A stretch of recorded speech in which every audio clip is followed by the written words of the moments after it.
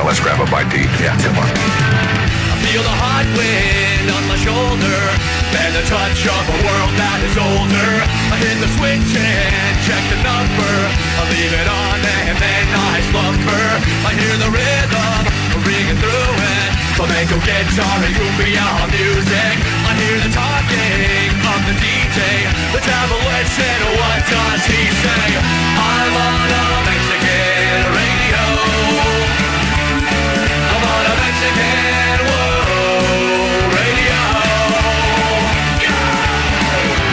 Broadcasting live from high atop the J.P. White Building in downtown Roswell, New Mexico. It's Mornings with Mike Winters on 106.5 Roswell's Talk FM. Is that what I sound like when I talk? Now, here's your host, Mike Winters. And good morning, one and all. Welcome to Mornings with Mike Winters. I am he. That would be me, Mike Winters. Happy Monday, everybody. Yep. Welcome to it. Welcome back. First weekend of football in the books. Yeah, boy. Big congratulations to the Roswell Coyotes, Goddard Rockets, and Artesia Bulldogs. All three getting the big victory. That's right. Week one. The full victory. Look at all three teams looking to go 2-0 this Friday night. So, of course, we'll have those games for you right here on our network of stations. So. As soon as I know who they are, I'll get those promos done too. But happy Monday. Hope everyone had a great weekend. Absolutely. It was a busy one. Yeah, a lot going on. A lot of events and stuff around town, and got sports and what have you. And I'd forgotten that I'd said I was going to do this, but I had the kids for an extra weekend because Carl had to go to Albuquerque. So got the kiddos and did a little exploring. Actually went over to the all-inclusive park, which I didn't know was actually open yet. Oh, I didn't know it was open either. It's I think it's unofficially open. They haven't made any necessary announcements. Soft open. Yeah, but it's really cool. Nice. The kids really like it. There's a lot of different little play areas. Okay. And there's a water feature too. How did Rhiannon react to it? Loved it. I mean, loved everything about it. She was running around station to station. It was funny. At another point, some other kids and parents came, and Rhiannon was like narrating the park. She's like, "Welcome to our park." Like, She was like the ambassador. You don't have to do that. Let the park speak for itself, honey. Oh, cool. Well, good. Well, she's it was making it her own. That's indeed. good thing. So. It was a good weekend overall. Yeah, though. so maybe families can go check that out when they get a chance. So we officially open it. So, but yeah, it's a good weekend, and I'm excited. I got a football game to watch tonight. Yeah. Commanders Monday Night Football. It's the first time I get to see them this season, right. so I'm kind of psyched about that. Under new ownership. Yeah, and they've been doing that joint practice. You know how the NFL teams during preseason they'll do joint practices and things. Usually it's one of their opponents during the preseason, and well, they're playing the Baltimore Ravens tonight, and so they've been having all last week and this weekend their practices together, and been a little chippy last week or so.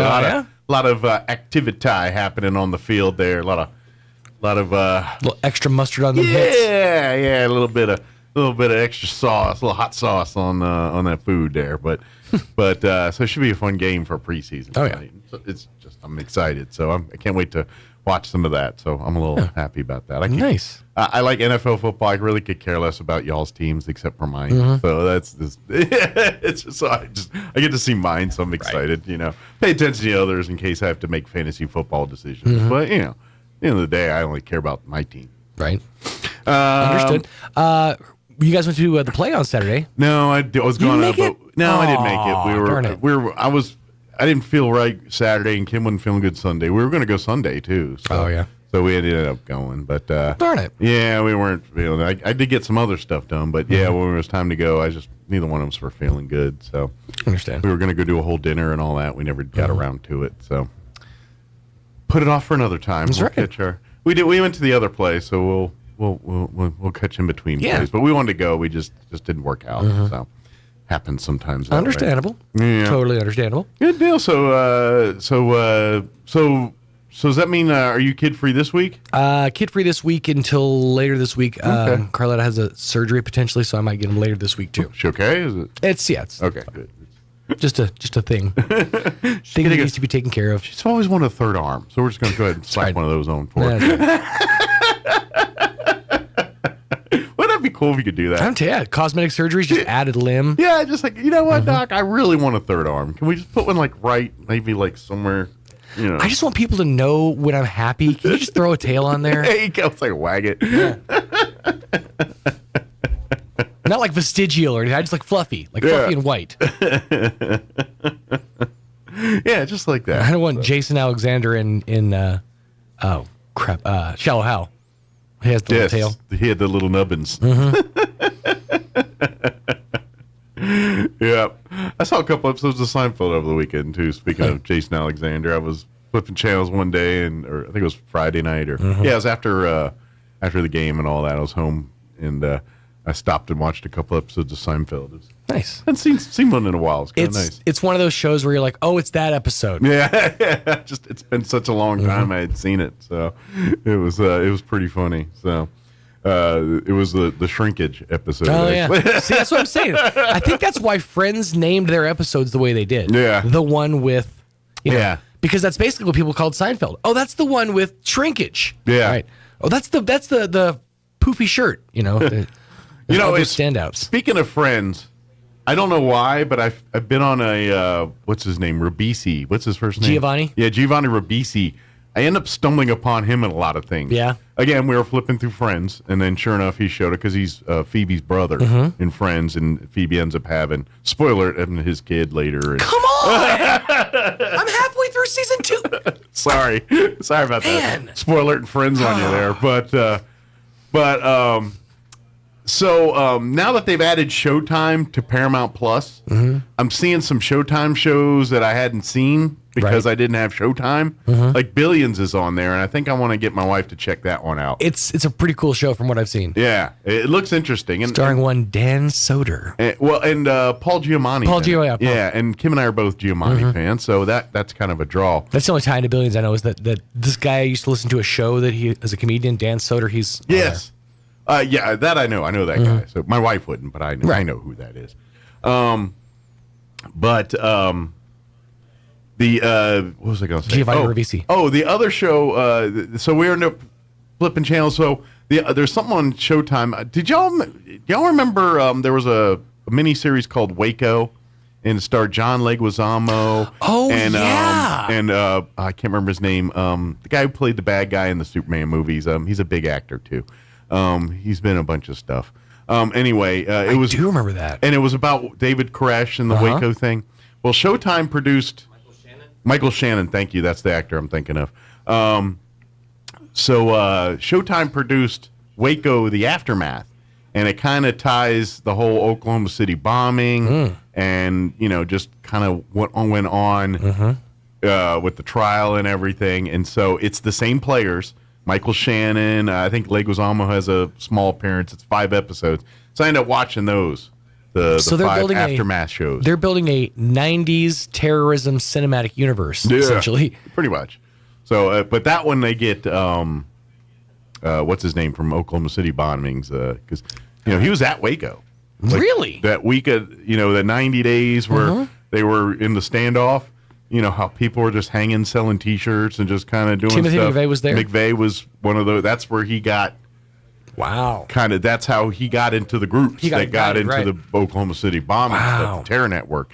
And that's what kind of exposed the domestic terrorist network that McVeigh and some of these others and all that's spawning from Ruby Ridge, Waco, these kind of things. So it's pretty interesting. Wow. So, but it's called Waco the Aftermath on Show. It's on Paramount Plus, but it was a Showtime show. Those who are old enough, I'm sure, can remember that period of time. Oh, yeah, I do. Nonstop, wall to wall, just shooting one, just like a standing image of one building. And then like all the cops. It was like. I was in the military time. It was like CNN or something, had just a constant stream of just that compound. And I remember I was in the Air Force at the time, and in that time of my life, I wasn't watching a lot of TV because I was just young and busy and did a lot of things. Sure. Had other things going on.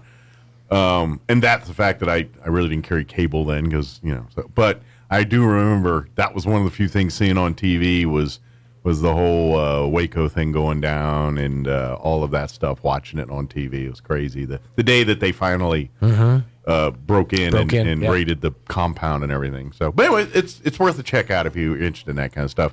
And if you've never seen the original Waco series, it's on there too. So you can watch that first and then watch the aftermath. Nice. But so anyway, so I checked that out, and there's some other things on there I kind of want to check out. Let me give you the rundown because we got to get an interview going. We're going to replay this hour. Last week, Don Weld joined us from Talking Bitter Lake and the Dragonfly Festival and Alzheimer's Association, their Walk to End Alzheimer's, which also is coming up this fall. So we'll play that interview for you. Chaves County Manager Bill Williams is going to join us in the 8 o'clock hour, give us an update on what happened at the last county commission meeting and other things happening around Chaves County this morning. And then John and Crystal Noble from Roswell Seed will join us in the 9 o'clock hour. I hear tell John got visited by the Greg Birch Artist Fairy. Indeed. I've seen the artwork. It's pretty boss. Yes, I have too. So we'll have to talk to him about that. By the way, Greg's going to join us tomorrow. He's got an update on some things. He goes, no artwork for you. I was like, well, thank you, because you've already given me more than you need to. That was very generous of you. So please don't feel obligated. But yeah, he's going to join us tomorrow. But yeah, John, I think via Crystal, was visited by the Greg Birch Artist Fairy. Yes, indeed. So I kind of like that. Like he comes in with wings and I bequeath you a penny. Drifts down. Very angelic. Gotta get you some wings. Great. I like it. I think it's a good move. Maybe I'll recommend it to Greg tomorrow. There you go. But before we do any of that, let's go ahead and get you going. Here's your weather. Don't get excited. Rain chances. Like today, tomorrow. Don't get excited. I'm trying not to, but I'm excited. I'm meteorologist Steve Hamilton with your Pecos Valley weather. We'll get a mix of sunshine and clouds today and scattered showers and thunderstorms expected by this afternoon. It will be a little bit windy, going up to about 100 on the afternoon high. Some showers possible overnight and down to a low of 70, and then maybe a leftover shower or two on Tuesday. Some sun and some clouds, and we'll hit the upper 90s, low 90s, and partly sunny on Wednesday. That's your latest forecast. I'm meteorologist Steve Hamilton. Thank you, Steve. Currently 70 degrees here in Roswell. Humidity's at 42%. Winds are out of the north at 3 miles per hour. 30% chance at showers and thunderstorms for this afternoon. They say mainly after 4 p.m. Increasing clouds with a high of 100 today. Northeast winds 5 to 10 this morning. Out of the southeast, 10 to 15 miles per hour for this afternoon. 30% chance of rain for tonight as well, mainly before 10 p.m. Mostly cloudy, overnight low of 70, winds out of the southeast, 10 to 15 miles per hour. For you Tuesday, we're looking at a 20% chance for afternoon showers and thunderstorms. Sunny and 98 for a high tomorrow. North winds 5 to 15 miles per hour. Tomorrow night, we're looking at a 30% chance at showers and thunderstorms. They say between 7 p.m. and 1 a.m. The sweet spot there. Mostly cloudy. Overnight low of 72. Southeast winds 5 to 15 miles per hour. Wednesday, 20% chance at afternoon showers and thunderstorms. Mostly sunny with a high of 93. Yeah, 93. Low 90s. Crazy. Winds will be out of the southeast, 5 to 10 miles per hour. Wednesday night, we're looking at a 20% chance of showers. Partly cloudy and an overnight low of 70. Then Thursday, sunny and 97, sunny and 99 on Friday. Looking at the weekend, sunny and 100 Saturday, sunny and 100 for Sunday. So enjoy it. May get some rain here next couple days. Cross your fingers, wash your cars, do all we need to do to make that happen. All right, it is 7:19. We're going to take a 2.5-minute commercial break. Then we're going to play our interview with Don Weld, talking about Bitter Lake Wildlife Refuge and their Dragonfly Festival and Alzheimer's Association and their Walk to End Alzheimer's. That's our conversations next. Don't go away. You're listening to Mornings with Mike Winters. Good morning, this is Smiley Wooten at the Roswell Livestock Auction. A good August run this week with a nice selection of all classes of cattle, especially high-quality native calves and light yearlings with condition. We expect to sell 1,000 head. Break it down like this: 175, 200 weighing cows and bulls, 100, 125 pairs of bred cows, 650, 700 calves and yearlings today's sale. Will include 25 to 30 cow-calf pairs, mostly extra-quality black, white face, and Charolais crossbred cows with Angus calves. Pairs 5 to 10 years old, 70 to 80 bred cows, 3 to 10 years old, 15 young Corriente and Corriente crossbred cows bred to Angus bulls, 3 young Bremer bulls in the sale today, 27 Holstein whey cows off one dairy, 15 calves Casabon Ranch, Hope, New Mexico, ex-quality black Angus cross calves, cattle weaned 45 days, 500, 600 pounds, 20 light yearlings, Y Ranch, Daddle, New Mexico, ex-quality black white face Angus crosses. These are yearlings right off grass, 600, 700 pounds, 30 calves, Hutchinson Ranch, Corona, New Mexico, good quality dried out lightweights, 200, 300 pounds, 24 calves Mr. Doyce Magby, Carlsbad, ex-quality black white face Angus cross calves, one round of shots, 400, 500 pounds, 20 calves Bill Sims, Hobbs, New Mexico, ex-quality Charolais crossbred calves, one round of shots, 500, 650 pounds, 33 light yearlings Mr. J.W. Todd, Carlsbad, New Mexico, ex-quality black white face and Charolais cross yearlings, 500, 700 pounds. Sale time this morning be 9 o'clock. Sale pairs bred cows 10. Be selling calves and yearlings about 10:30, 10:45. We expect to sell 1,000 head here today. This is Smiley Wooten, Roswell Livestock Auction. The lot at Roswell Ford is fully loaded, and that means savings across the lot on both new and pre-owned vehicles. With 0 down, no payments for 90 days, and 0.9% APR on select vehicles across the lot, plus brand new Broncos, Bronco Raptors, F-150s, and Super Duty Ford trucks. The Roswell Ford pre-owned lot is layered deep with great low-mileage vehicles, including Challenger, Corvette, Broncos, F-150s, and more. Worried about your credit score? Well, worry no more. With a job bringing home just $3.99 a week, Roswell Ford's aggressive lenders will push to get you approved. And Roswell Ford will take any trade, any condition, even if you owe thousands more than your car's value. Hurry to Roswell Ford today, because the rebates, discounts, and savings have never been bigger. All happening now at Roswell Ford, the home of Tailgate Nation at the corner of 9th and Main. Here's a Mornings with Mike Winters fun fact. Slugs have 4 noses, but no fingers to pick them. Here's Mike Winters. And good morning. It is 23 minutes after 8 o'clock, and joining us in studio this morning, representing the Friends of Bitter Lake Wildlife Refuge and, of course, the Alzheimer's Association here for Southeast New Mexico. Don Well back with us. Good morning, Don. Good morning, Mike. How you doing today? Doing good. Between your 27 things going on, I do appreciate you spending a few minutes on the radio with us this morning. Because, well, it's always good to get in here. I like this. and this is, I'm going to brag on Don. I know he doesn't get, but, you know, when he's not doing Alzheimer's stuff or doing stuff for Friends of Bitter Lake, he's also driving veterans with the Veterans Transport. Yes, He's working with our American Legion folks, and through that, he's doing stuff at Memory Lawn, Legionnaire stuff.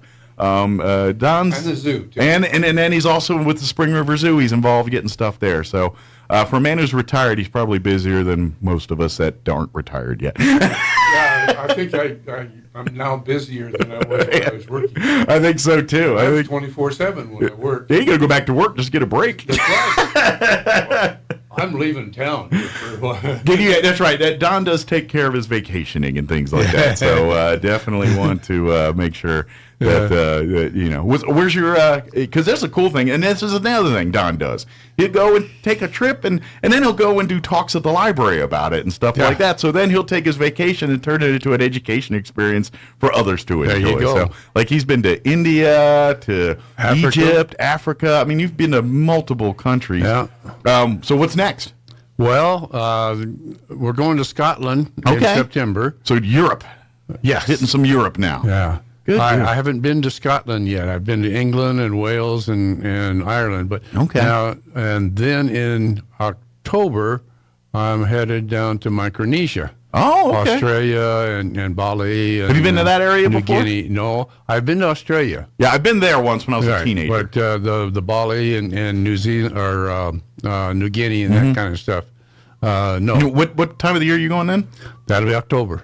So you'll be catching right as they get into their warmer spring. Yeah. Yep.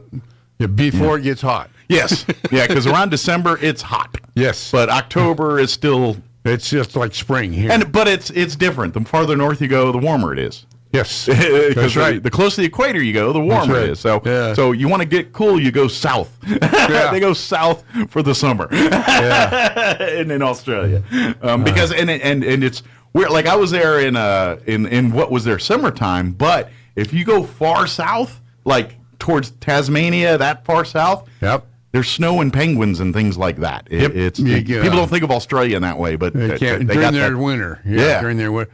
I vacationed with some Aussies in January. No, it was in June in Europe. Okay. Because they were trying to get out of the winter. So you're right. Because they're going north for the winter, which is our summer. Yeah. So it was always fun. They're great people. Just loved it. We had a good time. The people when I was there. Now, granted, I was in the '80s, so it was a few decades ago. But some of the nicest people were just on the streets, and I was in major cities, Sydney, Melbourne. They're major metropolitan cities, and they were just friendly, like you were talking here in Roswell. It was very nice. I'll be in Sydney for about 4 days, going to the zoo. Good deal. The Taronga Zoo, and then to the rescue zoo where when that big fire they had and had all the koalas they had brought them in. I'm going to that rescue area. And see the work that they do there. Oh, cool. So I got to hold a koala when I was there and see kangaroos, because kangaroos are they're almost a rodent there. There's so many of them and things that they have hunting seasons and things like that. So kangaroos are kind of like deer here, where they have to have control them and things like that. And they do eat them. It's a delicacy type. It's a very very lean meat. Okay, so you probably got to do a lot of prep work on it to get it to not be so you have to gamey. tenderize it real well. But interesting. Well, maybe the next time I go to Australia, because I always want to go back. That's my bucket list. I want to go back again. I'm going to try to eat kangaroo, because I went as a Boy Scout last time and they weren't serving me no kangaroo. Although weirdly enough, I had a lot of they went British on me. And a lot of beans for breakfast and things like that. And I don't need more Vegemite. I tried the Vegemite when I was there. They can have their Vegemite. That thing's disgusting. I know. No, you need. You get a lot of the full English breakfast. Yes, these hotels. The beans on toast thing is not just England. It carries down to Australia all just the way as much around. too. Yeah. But we could talk about that the whole time. We probably could. You want to do Bitter Lake first, since the Dragonfly Festival's right around the corner here on September 9th. Yes, we're weeks away now. That's right. And Friday night we'll have a presentation Friday night, and we'll have the regular. And this time we're full out. We've got everything. So, excellent. We're expecting a big crowd. Be sure and make your phone call. There are some posters up or banners up, one in front of the Walmart Sam's right there on Main. Okay. And then another one down in front of the New Mexico State Fairgrounds. Okay. At Poe and Main. Okay. If you're not familiar, the Dragonfly Festival happens every year at Bitter Lake Wildlife Refuge. Right.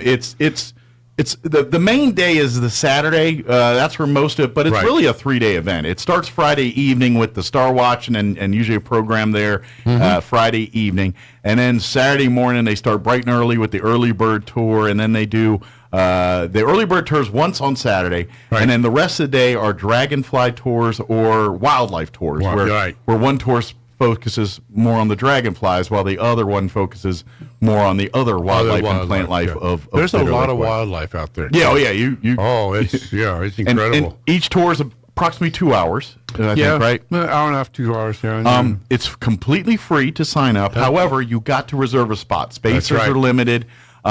There's tours pretty much all day Saturday, and then up until from about 9 to noon on Sunday. I think there's usually we run. It's whatever overflow we have. Yeah, and that starts about 9 on Sunday. Yeah, to catch those people. But the thing is, you do need to pre-register and you do need to sign up. They will take walk-ins as they can, but it usually isn't available. It's just people sign up and they show up and they do. But if you go to friendsofbitterlake.org. You'll find the phone numbers and everything you need to just call the refuge and reserve your date, time, everything for your tour. Hopefully that is up again. Okay. We were having problems with that. Oh, shoot. I don't have that number. Oh, yeah, wait a minute. Do I? No, yeah, friendsofbitterlake.org. I didn't bring my card with that. Okay. the phone number. Okay. Shoot, text me later, and I'll make sure I'll announce it and tell everybody what that number is. But we want you to sign up. Now, there's a lot going on in between the tours and everything. Because there's going to be all kinds of, obviously the visitor center is going to be open, and they're going to be, the friends are going to be there selling the stuff at the gift store, information.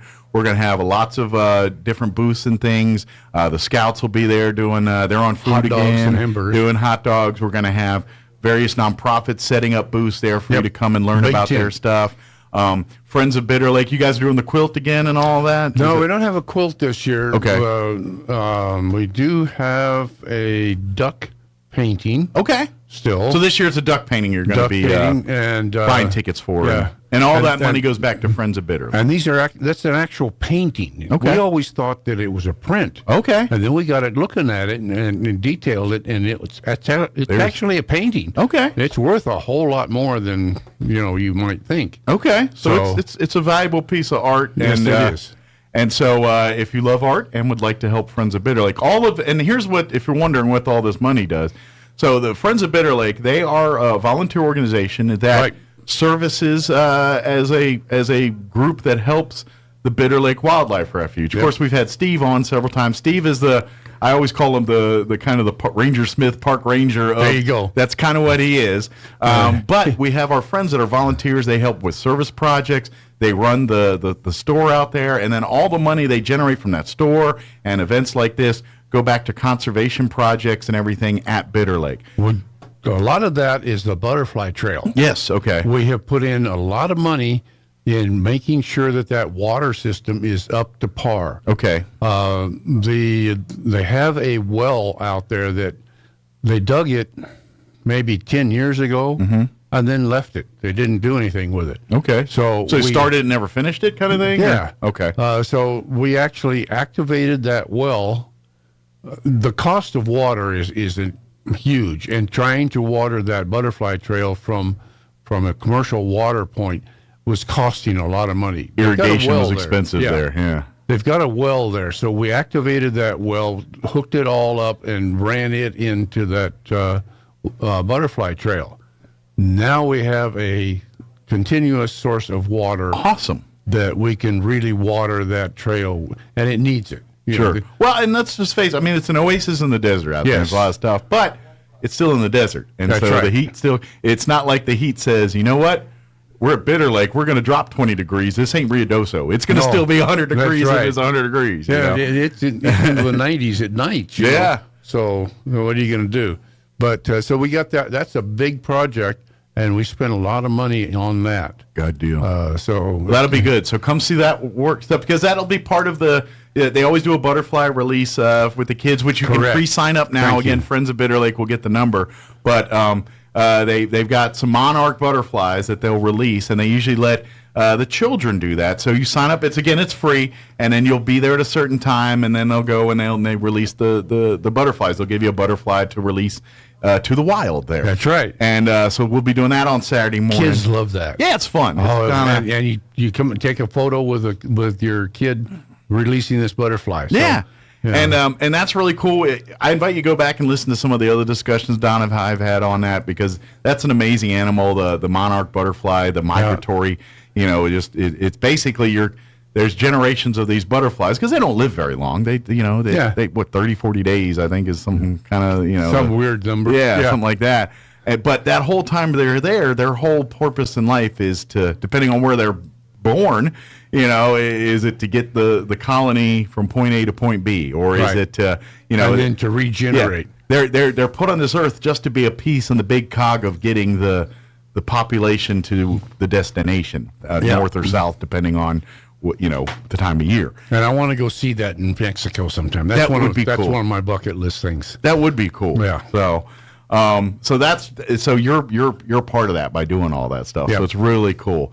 Of course, the dragonflies are the star of the weekend, so you'll see plenty of opportunities there too. But sign up for the tour if you've never done it before. Pick if maybe dragonfly, pick one tour and do a wildlife tour, or if you really want to check out some cool stuff, and it's only one time, the early bird tour. It's like 6:30 Saturday morning, right? And it's called the early bird tour not only because it's early, but now you get to see the birds and.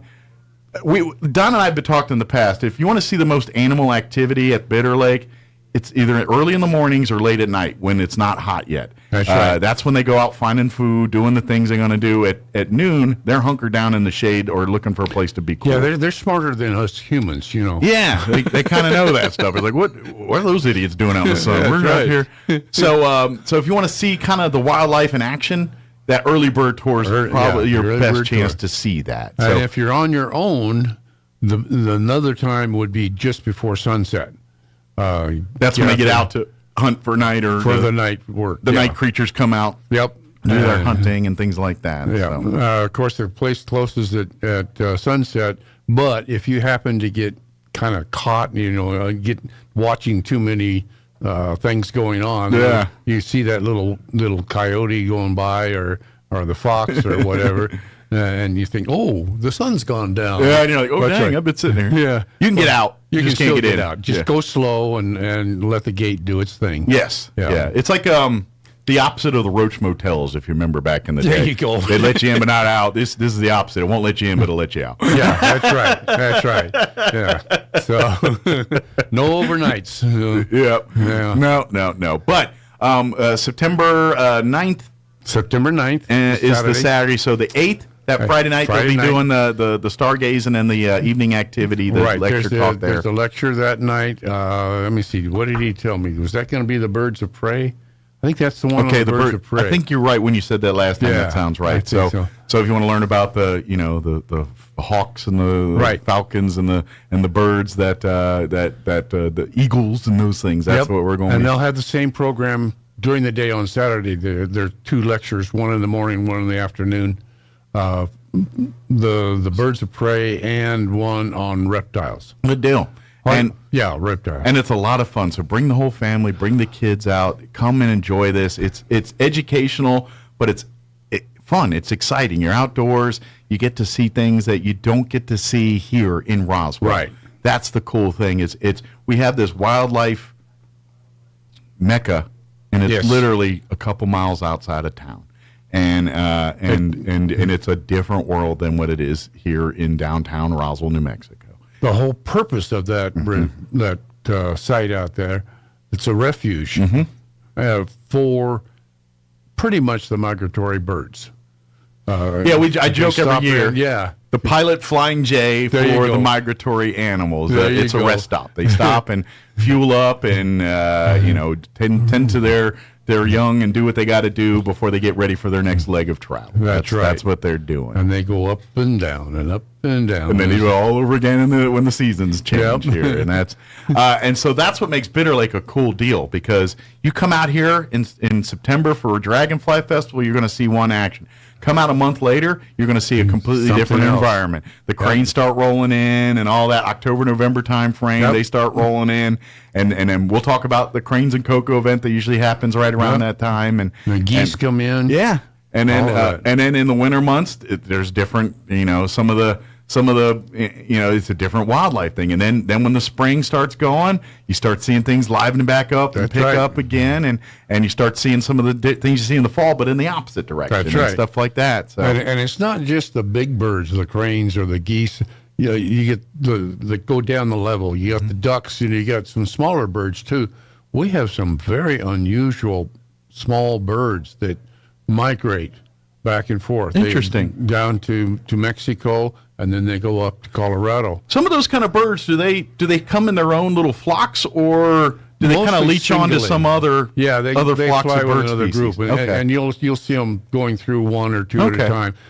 Quite often a mated pair. Gotcha. Okay. And they're headed north to do their thing and bring their young back in the spring or in the fall. Okay. So they don't travel in the big flock. They travel. Not really. They travel in the station wagon with the two kids and the there mom you and go. dad. That's the one. Yep. Very cool. But that's what this is, and we want, and this is what, and I say this every time to remind you. Bitter Lake Wildlife Refuge is not Bottomless Lake State Park. Right.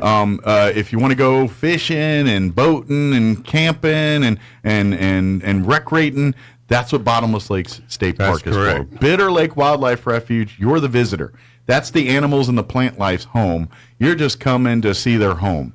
Therefore, you're not going there to put your human stank all over it. That's right. They don't want you camping and swimming in the lake and doing the things you do at Bottomless Lakes, because we don't want anything to impact that ecosystem out there. We want as little as man's involvement in there. Yeah. Now we have to migrate that. Man is involved because, unfortunately, man got involved way before we were here, and there's a lot of things that aren't native to this area that are very hardy, that try to crowd out the things that are native, so man has to be there to mitigate that. Right. But outside of that, they kind of let the ecosystem do what the ecosystem's supposed to do. Right. Yeah. And we just watch it happen. We do have one exception to the camping.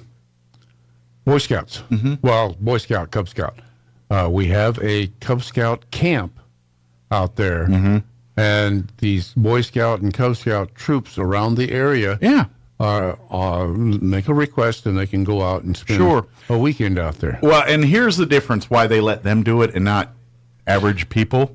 In scouting, they teach low-impact camping. They're teaching these students how to live off the land without making a footprint. Correct. When I was in the Boy Scouts, one of our sayings, there's, be prepared to hear those, but one of our other ones is always leave a place better than you found it. That's right. And so when like if you go to Philmont, which I think a lot of people are familiar with Philmont here in New Mexico, because it's arguably the biggest high adventure base for scouting in the United States of America. That's right. But they do low impact backpacking. Like all of their food, everything is on their back. They don't leave food behind. Nope. If there's wasteful food, you either pack it out with you or burn it, depending on what it is. Or that stuff you don't leave, like pine needles and stuff like that. If you disturbed them in your bed, you're making it back again. Right. This is what they're teaching. So that's why they're at Bitter Lake and they lounge there, because that's a place where they can really show and say, this is the result of why you don't. If you don't low impact camp, this is the result of what you're seeing, and this is what happens when you do it. So so they're training. It's important. Yes, it's absolutely. Very important. And I hope they carry that out into their everyday life. It's where you can do some of the creature comforts of to create while you're camping, but doing it without disturbing nature too much. Right. And using it's always you pack in what you pack out. You don't leave trash. You don't leave food and things. Obviously, with our country, this neck of the woods, especially up in Philmont, bear bags and things like that. You don't even wear deodorant when you're camping up there because it has a smell. Yep. And if that has a smell, that bear might want to come visit you at 2 a.m. because you lathered up in deodorant and toothpaste and everything That's else. right. So they want to know what that smell is. Yeah. Is it edible? That's what I'm talking about, low impact camping. This isn't pack a cooler and go to Bottomless Lakes and pull out your cooker, your stove and all. No. We had a stove, but it wasn't because we didn't want ground fires. Right. And our stove was one burner. It was not like your big Coleman camper where you got 2, 3. It was one little burner because, again, you're carrying everything on your back. Yeah. You don't Did want. You have the sternal? Yeah, we had that, and to be honest, not a lot of cooking gear. We cooked with dehydrated foods, but having things like a cast iron skillet, that's a lot to carry on your back. So God, those things are heavy. Yeah. So you kind of don't carry that kind of stuff, and you work in pairs, like So, like you have a tent mate. So one of you's carrying part of the tent, one's carrying part of your food, and so you kind of work balance that way. The weight levels. Yeah, so you can all make it. All of that's part of what these scouts are training for. That's why they're allowed to camp out at Bitter Lake Wildlife Refuge, and the average person is not. So. It's a training. Yes, it's part of the scouting experience and teaching scouts to be good stewards of the land. That's what they do. So, but that being said, if you want to camp there, go join the Scouts. Get involved with Scouting. Post 61. Yeah. We sponsor a Scout. Yeah, Don and I's American Legion Post. We sponsor a Cub Scout pack and a Boy Scout pack That's now. Right. And do great things there. But if that's not close to you, then check out any one of those Scout packs or troops here in town. And there's always one near you, I guarantee you. So, and we can make arrangements to get them out to Bitter Lake at some time. Absolutely. Or several And by the way, too, those scouts give back in other ways too. They also scout troops all the time will come out and do service projects. Yep. Boy Scouts or scouts that are looking to obtain their Eagle Scout rank. Part of the requirements of that is they have to do a service project from start to finish, as far as planning it, soliciting labor, donations, the whole concept. And so a lot of times Eagle Scouts will come out to Bitter Lake, say, hey, is there areas that need some help? Can I do my service project on this? And there has been a number of them over the years. Mm-hmm. We do have an opening for an Eagle Scout to do a project down at South Park Cemetery. Okay. Contact 61. Any Life Scouts out there listening and looking for ideas for their Eagle Scout project? We might have one for you here, too. Right. Give us a call at Absolutely. 61. But back to Bitter Lake Wildlife Fest. Yes. That's going to be September 9th is the big day, September 8th, and then 10th. Also bleed over days carryover for that. There won't be any of the extra stuff on Sunday at all. Yeah, all of that will be we Saturday. shut all that down. The Scouts and the food, the visitor booths, the all of that. Right. Does BLM doing their fishing pond, all that kind of stuff? Yes, they will have the fishing pond. Mm-hmm. They will also have a Bureau of Land Management, not Black Lives Matter, in case you're wondering what BLM I'm talking about. Yeah. Right. Yeah. You got that. Well, I don't know. Maybe they could come out too, and well, we can they're good fishermen. learn some cultural stuff too. That would be good. But they also we have fish and wildlife that comes out with bow and arrow. Oh, for the archery. They're going to have the archery this year. I think they're having the archery. Okay, great. And the BB gun. Good. Pellet gun. So. Archery. Again, I was in Boy Scouts. I'm an Eagle Scout. One of the things I did when I was, around 21, actually, because that was, I worked at a Boy Scout camp, and for 1 year I ran their shooting sports, which was rifle, shotgun, and archery. And I had to go get my NRA certifications and everything. But the part I enjoyed most was the archery. Yeah. The archery is, shotgun's fun, blowing stuff up, and the rifle, there's a lot of discipline there. But archery is the true discipline because breath control all is important, but you also are holding back the string. That's right. Which is weight, which means that it's movement. That's another variable where but to me it's cathartic. Like when you're shooting anything, but particularly archery, it's just you, the bow, and the arrow and the target, and you're just kind of zone everything out, and you control your breathing. To me, it's a very Zen-like thing, and I think it's great for kids and stuff that maybe are a little rambunctious. Teaching them a skill set like archery might be that thing that kind of gives them their Zen a little bit. You know what I mean? Keep them learn how to calm. Yeah. So introduce your kids to archery while you're out there and see that might be something they're really into. So I don't think it'll be that hard. Especially they have a biology lab too. Good deal. Yeah, because they've done that in the past. They have a biology lab. You can. Well, that's the cool part. We get to learn about some of these animals, bugs, and see the innards, and see what why they do what they do and how they do it. Especially at that level. And we have the fish people coming up from Dexter. Okay. I'll think of the name here in a minute. It's the fish hatchery down in Dexter. Oh, okay. They come up and do a little presentation. Cool. They do that inside the nature store. Nice. So they get is there air conditioning in there? They get a little cooler. They when you're ready to cool off for a little bit, you can go visit. There you go. Go visit that. Yep. There you go. And by the way, you're going to find some amazing cool gifts and educational stuff at the gift shop. So please shop there. So not only T-shirts, but toys and educational gadgets for the children. So if you're looking for a few gifts for upcoming holidays here, maybe do a little Christmas shopping while you're there. And again, all of that supports the refuge. And so when you're buying puzzles or shirts and things there, that's going to pay for helping things like that well at the butterfly garden and getting that well up and running and stuff like that for the butterfly trail. That's the kind of stuff that you're supporting. So guess what? When these kids that are kids now, they bring their kids here and they get to see the exact same thing you're seeing there. That's right. That weekend. That's what. And that money is actually what's paying for this festival. Awesome.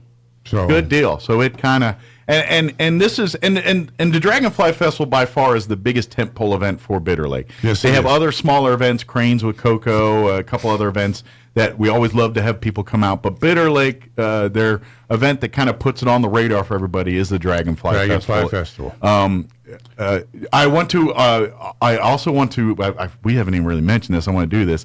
Another cool thing about the Dragonfly Festival, it really happens before the festival, which you can see right now, is every year the artwork for the festival, the T-shirts, the posters, everything that's used to market the Dragonfly Festival is an art contest with students.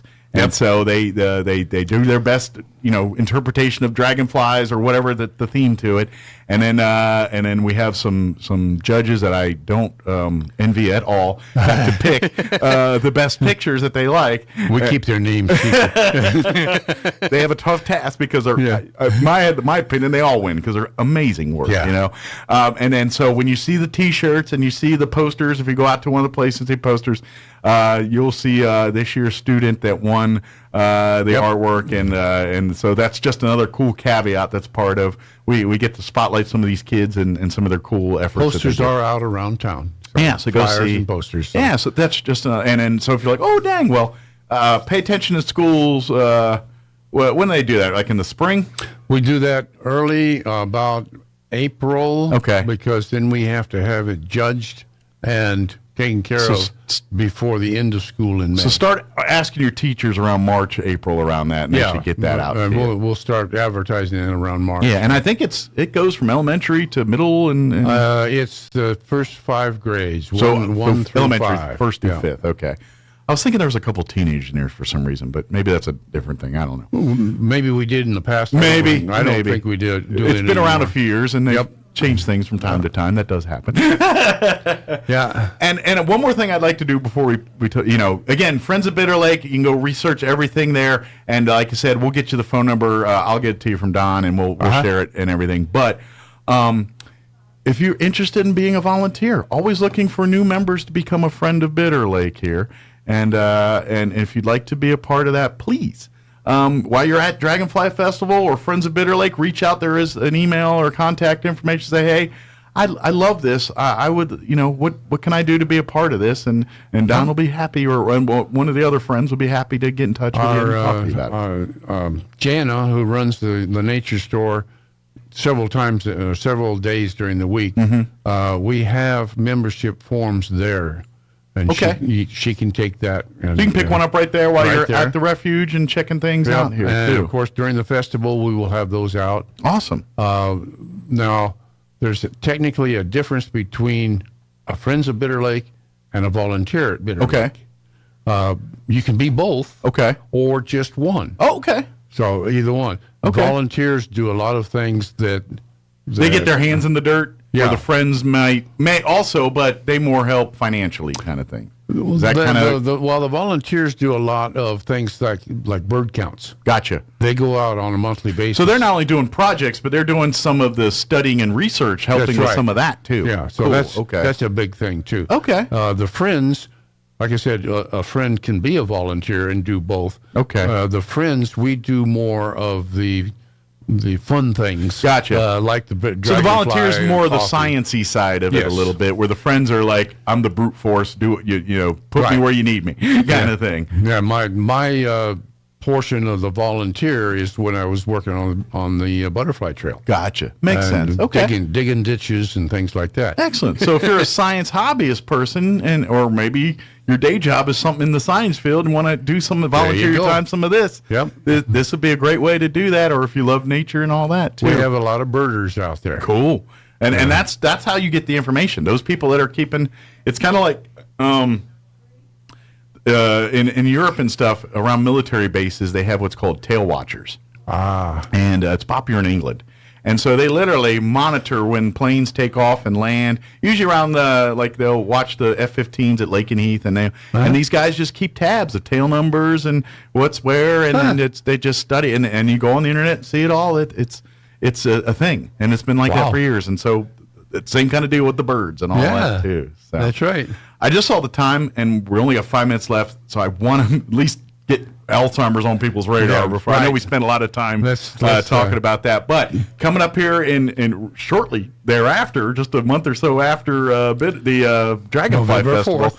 the Walk to End Alzheimer's annual fall event will be taking place. Now is the time to put your teams together, start raising money. When we get to November 4th, that's kind of the fun day, the day where we walk and we celebrate and mourn our those that lost the fight and celebrate those that are still fighting. Yep. And so raising the awareness, that's what that day is for. The real work of getting the money and doing the fundraising side is what's going on now. So, that's right. If you're an organization that wants to put a team together, like our American Legion Post has been doing it for several years, we have a team. Yep. Or if you're just a group of friends that want to put the team together, or maybe you're a business or a church or a nonprofit, we'd like to put the team together, reach out to Don, or if you go look for Alzheimer's Association on Facebook, ALZ.org. ALZ.org. You go there, you'll find links, you can sign up. You can, if you have questions about, information about what's going on, the event, and some of the festivities on that day. But now's the time to sign up, putting your teams together, or volunteers again. Reach out to Don if you want to help out in the Alzheimer's Association. Maybe you're new to town and maybe you have connections. Maybe you have family history with Alzheimer's and you're saying, I want to get involved. Is there an organization here? And yes, there is. I see that every day. I talk to people every day. Yeah. Oh, my uncle or my brother or my, somebody's got Alzheimer's in the family. And that's just it. It's one of those things that people, and that's human nature. We don't think about things until it impacts you directly sometimes. Right. And that's kind of why cancer is as big as it's because it impacts so many lives. And unfortunately, Alzheimer's is almost the same way. Not quite as crazy as cancer, but it's very common. Ronald Reagan. Exactly. All of us know somebody, at least. It's like cancer. If it's not a direct family member, there's at least someone in your circle of people that know about it. And we've got to find a way to take care of it, and that's what we're doing. So, and literally, these Walk to End Alzheimer's is to raise the funds. And I know we've all seen it. In the last 3-4 years now, we've been seeing more and more stuff in the news about how they're this much closer to figuring out Alzheimer's and having a cure for it. I will tell you this now.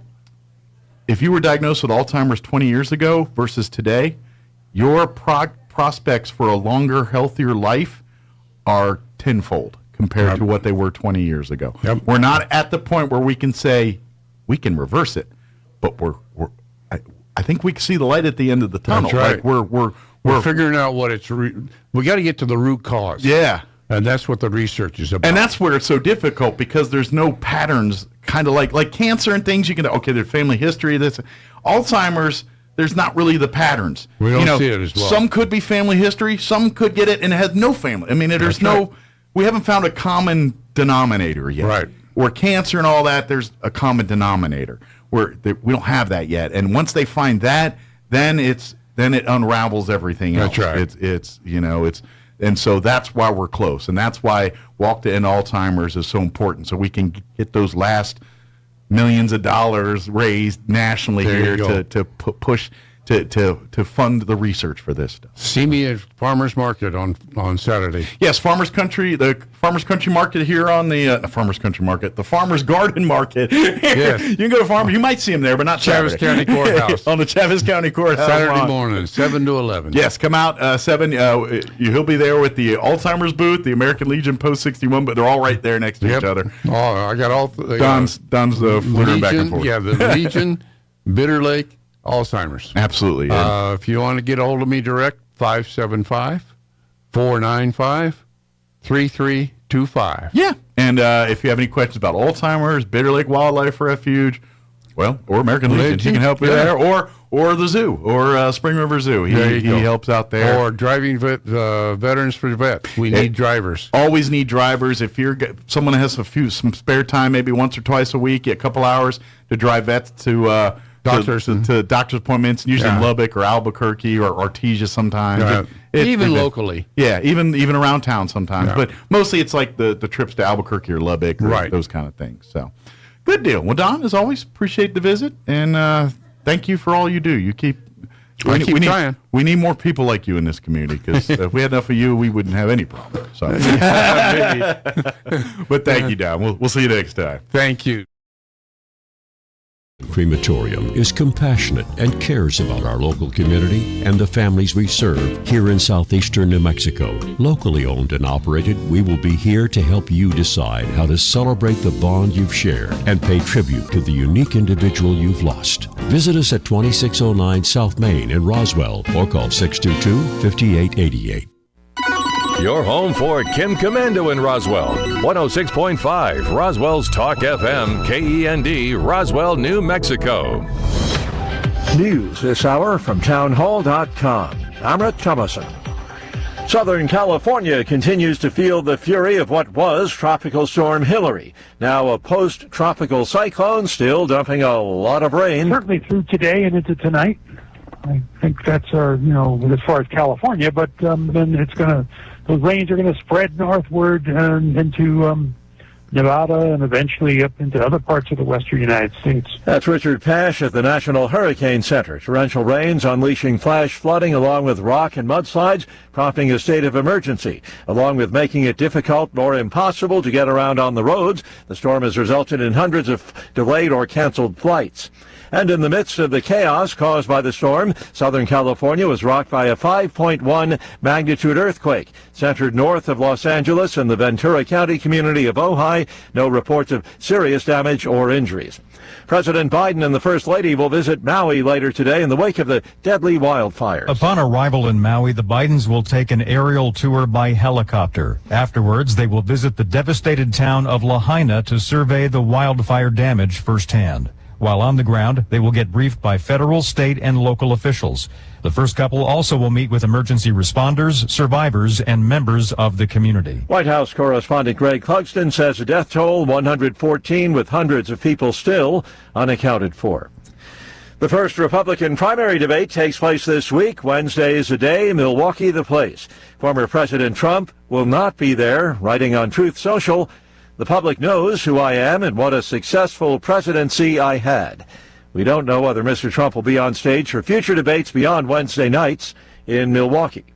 On Wall Street, the Dow is down 21 points, the NASDAQ 140 points higher. More on these stories at townhall.com. Here's an important message from the Diabetes Solution Center. Do you like pricking your fingers to test your blood sugar levels? No one does, but it's important to maintain your health. And now, by wearing a small remote device called a continuous glucose monitor, or CGM, you don't need to prick your fingers anymore. It's easy to use and helps you make more accurate diabetes treatment decisions. If you are testing your blood sugar 3 or more times daily, injecting insulin, or using an insulin pump, call the Diabetes Solution Center right now. And if you have Medicare or most major insurance coverage, you may be able to get a new CGM at little to no out-of-pocket cost. Shipping is free, and we'll even bill your insurance company for you. If you are testing your blood sugar 3 or more times daily, injecting insulin, or using an insulin pump, call the Diabetes Solution Center right now to learn how to end the painful finger sticks and get your own continuous glucose monitor, or CGM, at little to no out-of-pocket cost. An international human rights group leveling serious allegations against the Saudi Arabian government, implicating Saudi border guards in the premeditated killings of hundreds of Ethiopians trying to flee war-torn Yemen. According to Human Rights Watch, at least 655 people have been killed by guards since early last year. Some were shot, others killed or maimed by explosive weapons. Human Rights Watch calls the killings widespread and systematic and says they could amount to a crime against humanity. The killings were first reported by the UN last October. In March, the Saudi government categorically rejected any suggestion that its forces were involved in a systematic pattern of indiscriminate cross-border killings. The BBC's Paul Adams. Pakistani authorities promising $6,800 in compensation for each of nearly 100 impoverished Christians who lost their homes when a Muslim mob, angered over the alleged desecration of a Koran, torched at least 16 churches and damaged homes. There will be no rerun of a disruptive job action at a major New England shipyard. The largest union at Navy shipbuilder Bath Iron Works in Maine approved a 3-year contract, averting another strike like the one 3 years ago. Members of the Machinists Union Local S6 approved the pact with 72% of members backing the deal in online voting over the weekend. A union spokesperson says negotiations went smoothly overall, a far cry from 3 years ago when the union went on strike for 63 days. That 2020 job action contributed to construction delays. Rhonda Rockster reporting. The Federal Reserve opens its summer conference, Jackson Hole, Wyoming, later in the week. The event will be closely watched by financial markets looking for signs of whether the central bank thinks inflation is under control or more interest rate hikes are needed to cool inflation. One analyst says there may be rude, hawkish surprises for investors who think that rate hikes are done. More on these stories, townhall.com.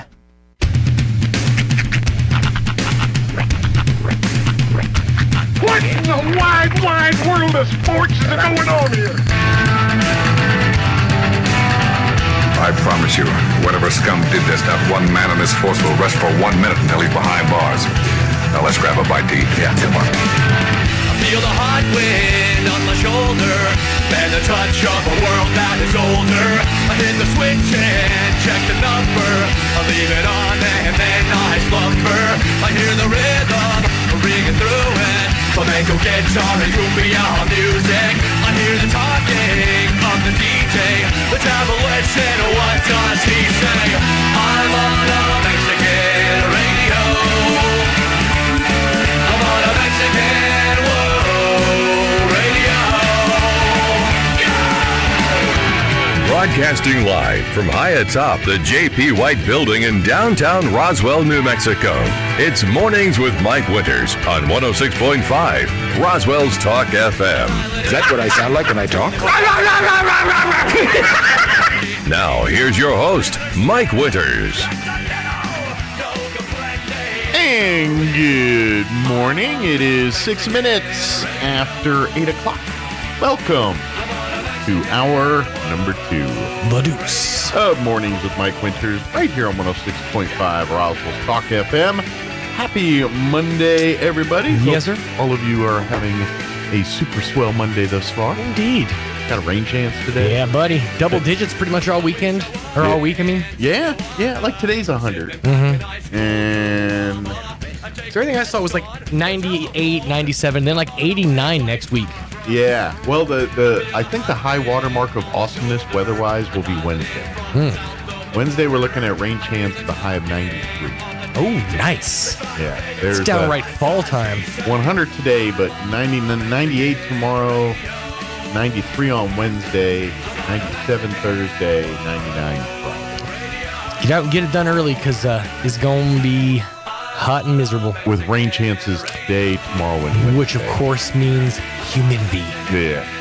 But maybe we'll get the rain. Oh, yeah. Maybe we'll get some rain. That would be nice. I'm not going to lie. Was it Thursday night we got that out of nowhere rain? Yeah. That was nice. That was. Because I was just not expecting rain. I'm like, am I hearing thunder? It's so funny here in southeastern New Mexico. I'll be driving down the road and I'll ask one of two questions. Did I miss a rainstorm or did a water main burst? Yeah. Because that's what happened on Country Club. I was driving, I was like, did it rain? And they're like, no, it was a water main. Yeah, I think a good indicator if it rains here is that there's a puddle in our alley. Between 3rd and 4th Street, the alley that connects the two. Yep.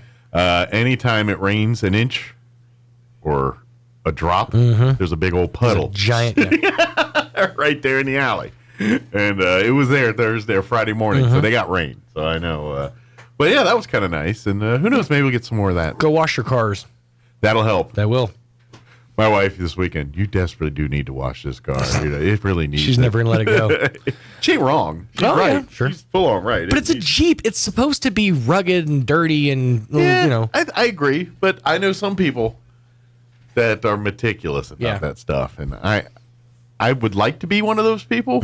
I'm not. I'm just, I've detailed and all that. And I'm like, this is great. But then I'm scared to drive it for a week. I'm like, oh, don't look at funny. You're going to put a fingerprint on it. That's just it. You got it all clean and shiny. Don't open the door because you'll put a fingerprint on it. It's, and I'm like, I don't want to go that route either.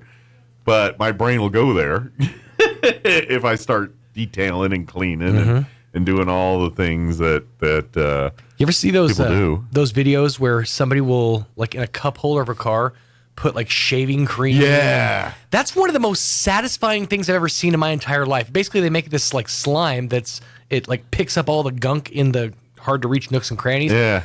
But the way they make it is so satisfying to watch. It just like becomes this goop, and then they just move it all over the car. I saw some video where a guy washed the interior. It would look like a Jeep. That's the way it was. Literally with the hose and. Oh wow! Inside? Yeah. Wow. And he had electronics and everything. Right. They don't tell you how that video ends, but I'm pretty sure not well for that guy. Moist. But I am morbidly curious. I was like, I wonder, like, does the guy just start up? Everything works like a champ, and it dries out like. I mean, it is a Jeep, but who knows? Yeah. And I was like, I would. So I'm like scrounging through the comments. Is there a follow on? Follow on? I just want to know. Part two. But did it work? Oh, they're such teeth. That's my biggest issue with those videos. Like because I don't have TikTok, but you know those TikTok videos migrate to other social media. So. Shorts and reels and all that. Yeah. So I'll watch them, and then I'm like. But now I don't want to know the outcome. Yeah, it does drive me nuts when it comes all the way to the end, and then they're like, follow for part two. It's like, dang, no part two. But there have been ones where I'm like, oh, fine, click part two. The problem is, especially the ones that are like, there's this one series of videos I watch where the guy, the person making the video will show a meal being made or food being made, but underneath in the background, they're telling this salacious story about like somebody cheating on somebody else or somebody finding out that they got cheated on. And it's always like some like really like in-depth story. And I want to know the end of it. Yeah. But they go like 5 parts long. Yeah. Yeah. Well, it's because they want you on there longer. The more time, I the know more click. It all more money. Yeah. It all makes sense. Yeah. I like it. It is what it you know, this is the trade-off. You know, you used to have to watch commercials and watch TV, and this is the new version of that, I think. It's just overwhelming frustration. So it's like, oh, we're not going to show you a commercial. We're just going to turn our entire program into one big commercial for you, and we may pay you off with a satisfying ending. We probably won't, though. Probably not. Have you seen and I'm actually really desperate to try this one, too. Have you seen the TikTok trend that you can crack an egg perfectly by just dropping it? Really? They say if you just take an egg and just drop it from like a height onto a table, it'll break open and you won't get any shells. Okay, so what's the definition of perfectly? Because I'm pretty sure it'll break. It'll break, but the way it breaks is such that the shell membrane holds the shell, so you don't get little pieces of shell in your eggs. All right, and there's a trick to that. I've been watching I heard the video, and then I watched another video where a guy's like, just take 2 eggs, one, open it. So I guess this guy's mastered the water bottle flips, and now they're working on egg cracking. Yeah, is that we've pretty moved much on from water bottles to egg how that works? Cracks. Speaking of food, I did bring a snack today. You know what? Speaking of food, I meant to bring food too, but I forgot. I even had set the thing out on the side to put the thing in. So my wife on Sunday or Saturday made tuna casserole. Ah. And so we have some. Okay. I meant to bring in a little serving of it and forgot. I will do it tomorrow. Because I want you to try, because I think you'll like it. I'm genuinely curious to see how the famous tuna casserole actually goes down. Because I think you'll like it. All right, what did you... So what I brought was, and I've been sitting on this for a while. Yeah, I kind of think I know what this is. Yeah, this is going to be gross. Hidden Valley Ranch ice cream. It's French ice cream. All right. But now I haven't had a chance to let this thaw. It's still pretty hard as a rock right now. Okay. So I'm thinking maybe give it like 20 minutes, or like we'll do this next hour. Okay. I'll throw this in the fridge so it slow thaws. Okay. And then top of next hour we'll dive in. Right. Do I want it to thaw? That might be a problem. No, you could try it as a brick if you want. This also might be a problem. Like I said, I've been camping on this for a minute. Yeah. Now it's been frozen. Frozen in my freezer. Best before 7/24. Oh no, that's 2024. We're good. Oh, we got a year. We're still good. So golden. But I'll let this semi. Have you smelled it or anything? No, it's still completely sealed. Haven't even touched it. Yeah, that's gonna be gross. No, a little bit of a freezer smell. Okay. That's not the ice cream. All right. See if Bill wants a spoonful. Chaffetz County Manager Bill Williams is going to join us, and I think he's going to be in and out quick to avoid even trying that ranch-flavored ice cream. So that'll be something to look forward to. All right, before we bring Bill in, let's get you up to date on the weather. I'm meteorologist Steve Hamilton with your Pecos Valley weather. We'll get a mix of sunshine and clouds today and scattered showers and thunderstorms expected by this afternoon. It will be a little bit windy, going up to about 100 on the afternoon high. Some showers possible overnight and down to a low of 70, and then maybe a leftover shower or two on Tuesday. Some sun and some clouds, and we'll hit the upper 90s, low 90s, and partly sunny on Wednesday. That's your latest forecast. I'm meteorologist Steve Hamilton. Thank you, Steve. Currently 76 degrees here in Roswell. Humidity is at 43%. Winds currently out of the north at 8 miles per hour. They're saying there's a rain chance for the next couple days. Excited? Yes. Hopefully they're not lying. There is a 30% chance at showers and thunderstorms for this afternoon. Increasing clouds with a high 100 today. And that's actually our warm day this week. We're going to gradually be a little bit cooler the rest of the week. Nothing to break out the parkas over, but it won't be 100. 100 for today. Winds out of the north east at 5 to 10 this morning, 10 to 15 for this afternoon. Tonight, we're also looking at a 30% chance of showers and thunderstorms, mainly before 9 p.m. So after 3 and before 9 today is our sweet spot for rain. For mostly cloudy for tonight, overnight low of 70, east winds 10 to 15 miles per hour. Tuesday, we're also looking at a 20% chance of showers and thunderstorms for the afternoon, mostly sunny, 98 for a high tomorrow. That's under 100, barely, but under 100. North winds 5 to 15 miles per hour, 30% chance of rain for Tuesday night, mostly cloudy, overnight low of 72 degrees. Southeast winds 5 to 15 miles per hour. Wednesday, we're also looking at a 20% chance at afternoon showers and thunderstorms, mostly sunny. Coolest day of the week at 93 for a high on Wednesday. Thursday, we're looking at sunny skies and a high of 97. Friday, 99 for a high, and then back up near 100 for the weekend here Saturday and Sunday. So, but rain chances for the next couple days. So drink it in, wash your cars, do what you got to do to help that along, please. So we get a little something rain or something to make some puddles and maybe get a few drops of moisture out to our grasses and fields and have you. So, all right, it is 8:16. We're going to take a quick commercial break. Then Chaves County Manager Bill Williams going to join us, talking county business and not eating Hidden Valley Ranch ice cream. Up next, don't go away. Hey, this is Jennifer from Trustmark Roofing. Every storm chaser's worst nightmare.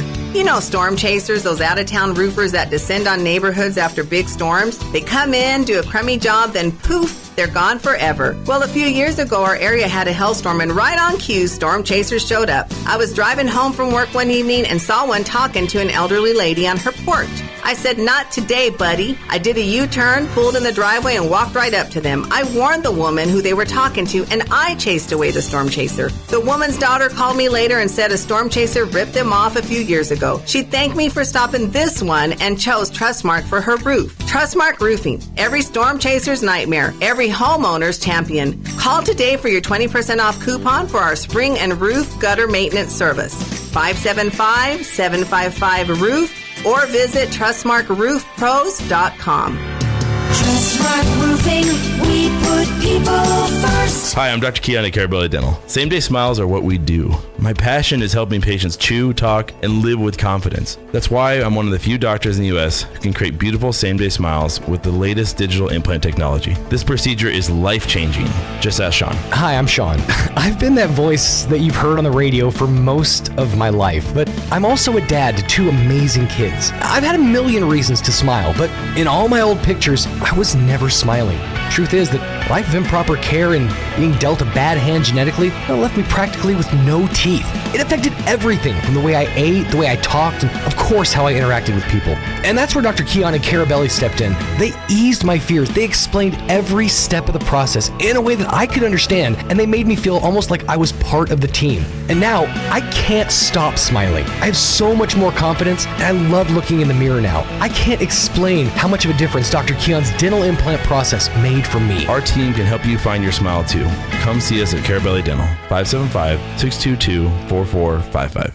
Pecos Valley Production, the top-rated dispensary in New Mexico with 20 convenient locations. Visit PecosValleyProduction.com to explore a wide range of offerings near you. Pecos Valley Production is now accepting donations for back-to-school supplies at all locations. Now through August 25th, Pecos Valley Production dispensaries will be collecting school supplies needed for grades K through 12, such as pencils, pens, notebook paper, binders, and backpacks. All items received will be donated to local schools and community charities throughout the area. Together, let's ensure that every child has the best possible start to a successful school year. Now go roll up to a PVP dispensary near you. PecosValleyProduction.com is dairy to dank. Support your local farmer, fresh from our farm to you. Nothing for sale, for educational purposes only. 21 and older with valid ID. I'm amazed at just how different our store looks from a year ago.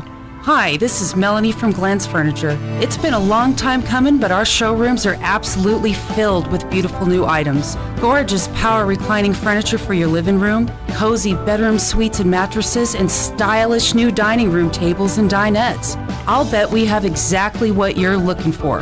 So hurry to Glenn's Furniture at the corner of Union and Alameda, where delivery is free since 1953.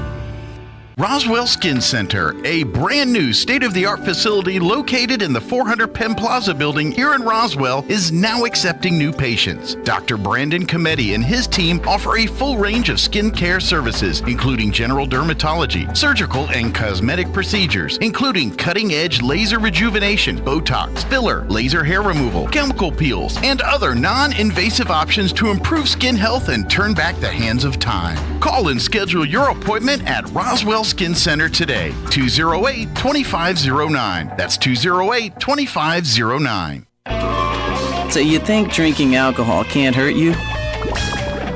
It'll mess you up big time. Say adios to large chunks of your brain. Major damage is already being done. Other parts of your body are getting wrecked too. Forget about sports, forget about school, forget about doing much of anything. Underage drinking freaks out your body, messes up your life. Sponsored by the NMDOT. Here's a Mornings with Mike Winters fun fact. Sigmund Freud once believed that cocaine could be used to help treat a morphine addiction. Mike used bacon to get over his addiction to beef. Here's Mike Winters. Now I'm a beef and bacon crackhead. Good morning. It is 21 minutes after 8 o'clock. And joining us in studio this morning, Chaves County Manager Bill Williams back with us. Good morning, Bill. Good morning. How's life in your world this morning? Well, it's doing pretty good. I got here a little late this morning. My dog brought her in for a little fun time last night, and as I stepped through the gate in the dark, there's a giant hole that she dug there. So this morning I was filling holes, and I said, I'm supposed to go talk with Mike this morning. So I broke a few speed limits getting here. Well, you know a guy if you need to, Well, unfortunately, the last time I was speeding through that particular area, it was a state police guy that got me, and he wasn't as understanding. And when you tell them, do you know who I am? That doesn't play very well. No. It just doesn't. But hopefully you didn't find out about the hole the hard way. Well, I did last night as my flip-flops. I went out in the dark and, no. whoa, what is this? Fortunately, I have no broken bones this morning. Good, but you did take a little tumble. Well, not quite. But Let's just say you and the dog weren't happy with each other that particular minute. But, good. Everything worked out. Yes, everything went good and got here on time. Yes, and made it even with time to spare because I'm chronically late. For folks that aren't familiar, Bill joins us once a month, and generally right after the county commission meeting, and we kind of talk highlights from county commission meeting. And of course, if there's other things happening around the county, we talk about that stuff too. So right. that's and what we're doing today. I was supposed to be here Friday, but I had another meeting. We had 4 counties. There's Otero, Eddy, Lincoln, and Chaves County are all debating, if you want to call it that, with the U.S. Forest Service because they have a plan to put as much as a potential of 403,000 acres aside as wilderness area. Oh, boy. Which, it's their property. If they want to do that, that's fine. The problem is properties that are not wilderness areas have multiple use, including grazing, harvest timber harvest, I guess. A lot of other things, are opportunities on forest land when they do that. They failed to take into account all these things that were going on the ground. Wilderness area, as defined by the Wilderness Act, has very particular parameters. It's either wilderness or it's not. It's Sure. not kind of in between. You just can't go into New York City and say we're calling this wilderness now, and then right because of improvements. It's supposed to be in its permanent natural state. Untouched by man. I mean, they have all these little terms for it. Well, the Forest Service chose to use their handbook in some areas, which is a lot less stringent than the actual, it's either black or white, wilderness area. There's no in between there. They choose to use their handbook, and then they continue at that point to even subjectively determine from there what is wilderness, what's not. At a meeting that we had here in Roswell, we've had 2 meetings in Roswell. We brought them here, brought all the counties or representatives of all the counties and county commissions. They actually said, well, our handbook says no pipelines. But what we interpret that to mean is like pipelines over 6 inches in diameter. Those are the ones that are really ugly and create problems. But what about these thousands of feet of small pipeline for, whatever the purpose? So they don't get qualified as pipe because they're small, even though they're pipes and lines. Right. And another thing that they chose to do is overlook that when they did their inventory of these 403,000 acres of land, they failed to take into account things such as actual old mines, from when people were mining for gold or whatever. I don't know what they mined for out of those mines. They also failed to take into account permanent improvements such as, or utilities, such as power lines, all these kind of things running right through the middle of their quote, wilderness areas, buried pipelines, community water supplies. Ranchers sometimes get what they call equip monies from the NRCS office, and so that allows them to do improvements such as building water tanks and fencing and those kind of things.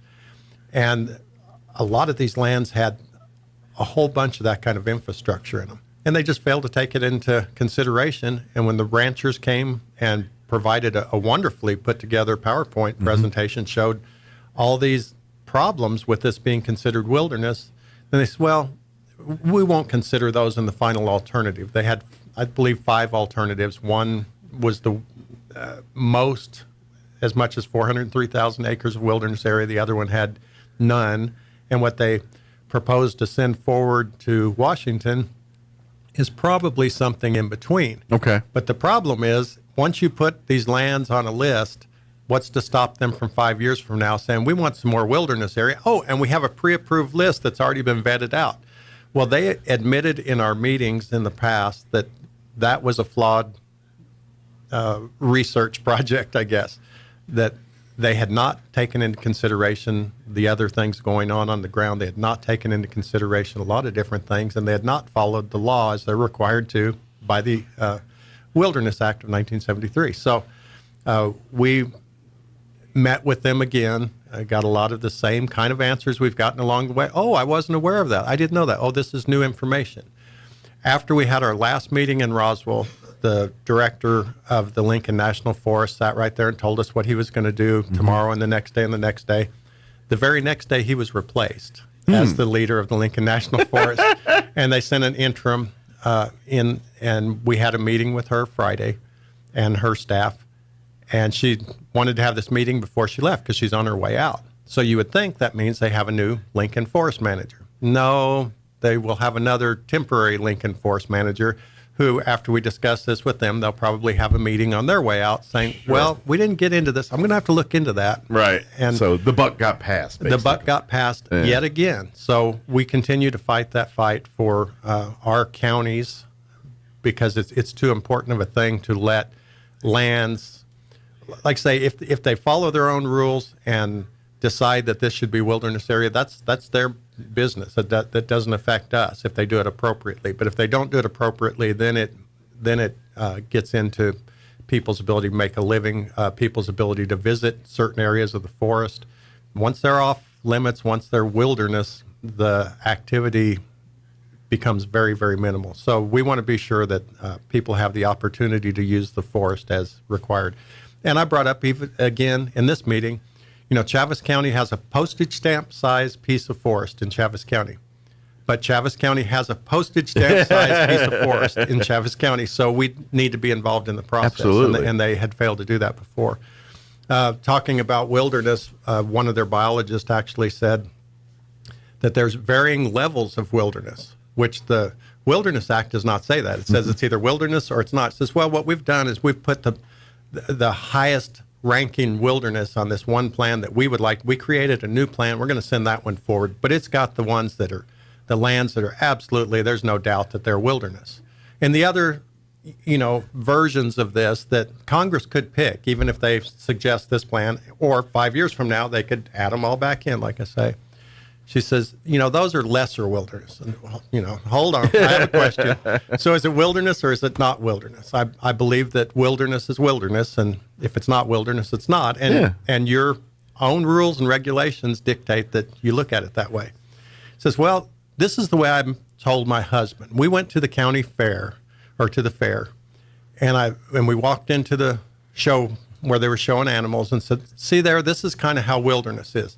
That animal's a little bit better than that animal. It's a little bit better than that animal, and that animal's not even in the running with these other animals. That's kind of how it is with wilderness. You have your really good wilderness, pretty good wilderness, lesser wilderness, and things that barely even meet the qualification of wilderness.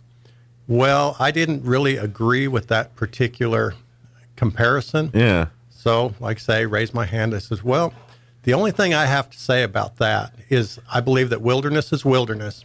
So you might want to say a pig is a pig. So if I bring a dairy heifer into the pig show, it is not only going to not be judged as a pig, but it's going to be disqualified because it doesn't meet the requirements to be shown as a pig. Right. Same thing happens with wilderness. So she deferred that, well, maybe this redneck farm boy might have a pretty good comparison too. But, that's kind of the mentality sometimes of these federal agencies and people that work for them. And we have no problem with the people that work for them. They're just trying to make a living. But these orders are passed down from above, and nobody questions anything. They just blindly follow. And that's kind of where our Chaves County commissioners jump in and try to assist. Commissioner Perry went with me to this meeting. Usually we have a pretty good contingent of county commissioners. This particular time, everyone was kind of tied up. So Commissioner Perry and I were the representatives for Chaves County this time. But anyway, that's where we're at with the Forest Service. We have another meeting with the Forest Service, Fish and Wildlife Service, and some other entities, Game and Fish, tomorrow. And that has to do with the egregious thing that took place with the Goss family, with fencing off the water so that the meadow jumping mouse, which has never been seen there, by the way, will have plenty of water. Maybe jump meadows. So they put up a fence so that the cattle who get to graze on that particular multiple use piece of land have to walk 5 miles down a fence, 5 miles back to get water, then 5 miles up the fence, 5 miles back to get to grazing. Well, that's not a very good scenario. No. And the elk and the deer and the rabbits and the checker spot butterflies and whatever else wants water can get to it through that fence, except for the cattle. So it seems to be more of an attack on grazing than it does absolutely. on You're basically on protection of a meadow jumping mouse that's never been seen there. But then to take it a step further, well, the cows were still thirsty, so they would walk the 5 miles up, the 5 miles back, get their water, go back and graze, and they were still getting to the water. How much does a mouse really need as far as water? I mean, honestly, it's a mouse. Well, I've not studied meadow jumping mice, but I would think they'd be able to jump from one hoof print to the other full of water and have all the water they needed. Yeah, I feel like we get a pitcher for one and cover like a good chunk of them right there. Yeah, that's probably good enough for 100 mice. Yeah, here's a pitcher. That'll cover a bunch.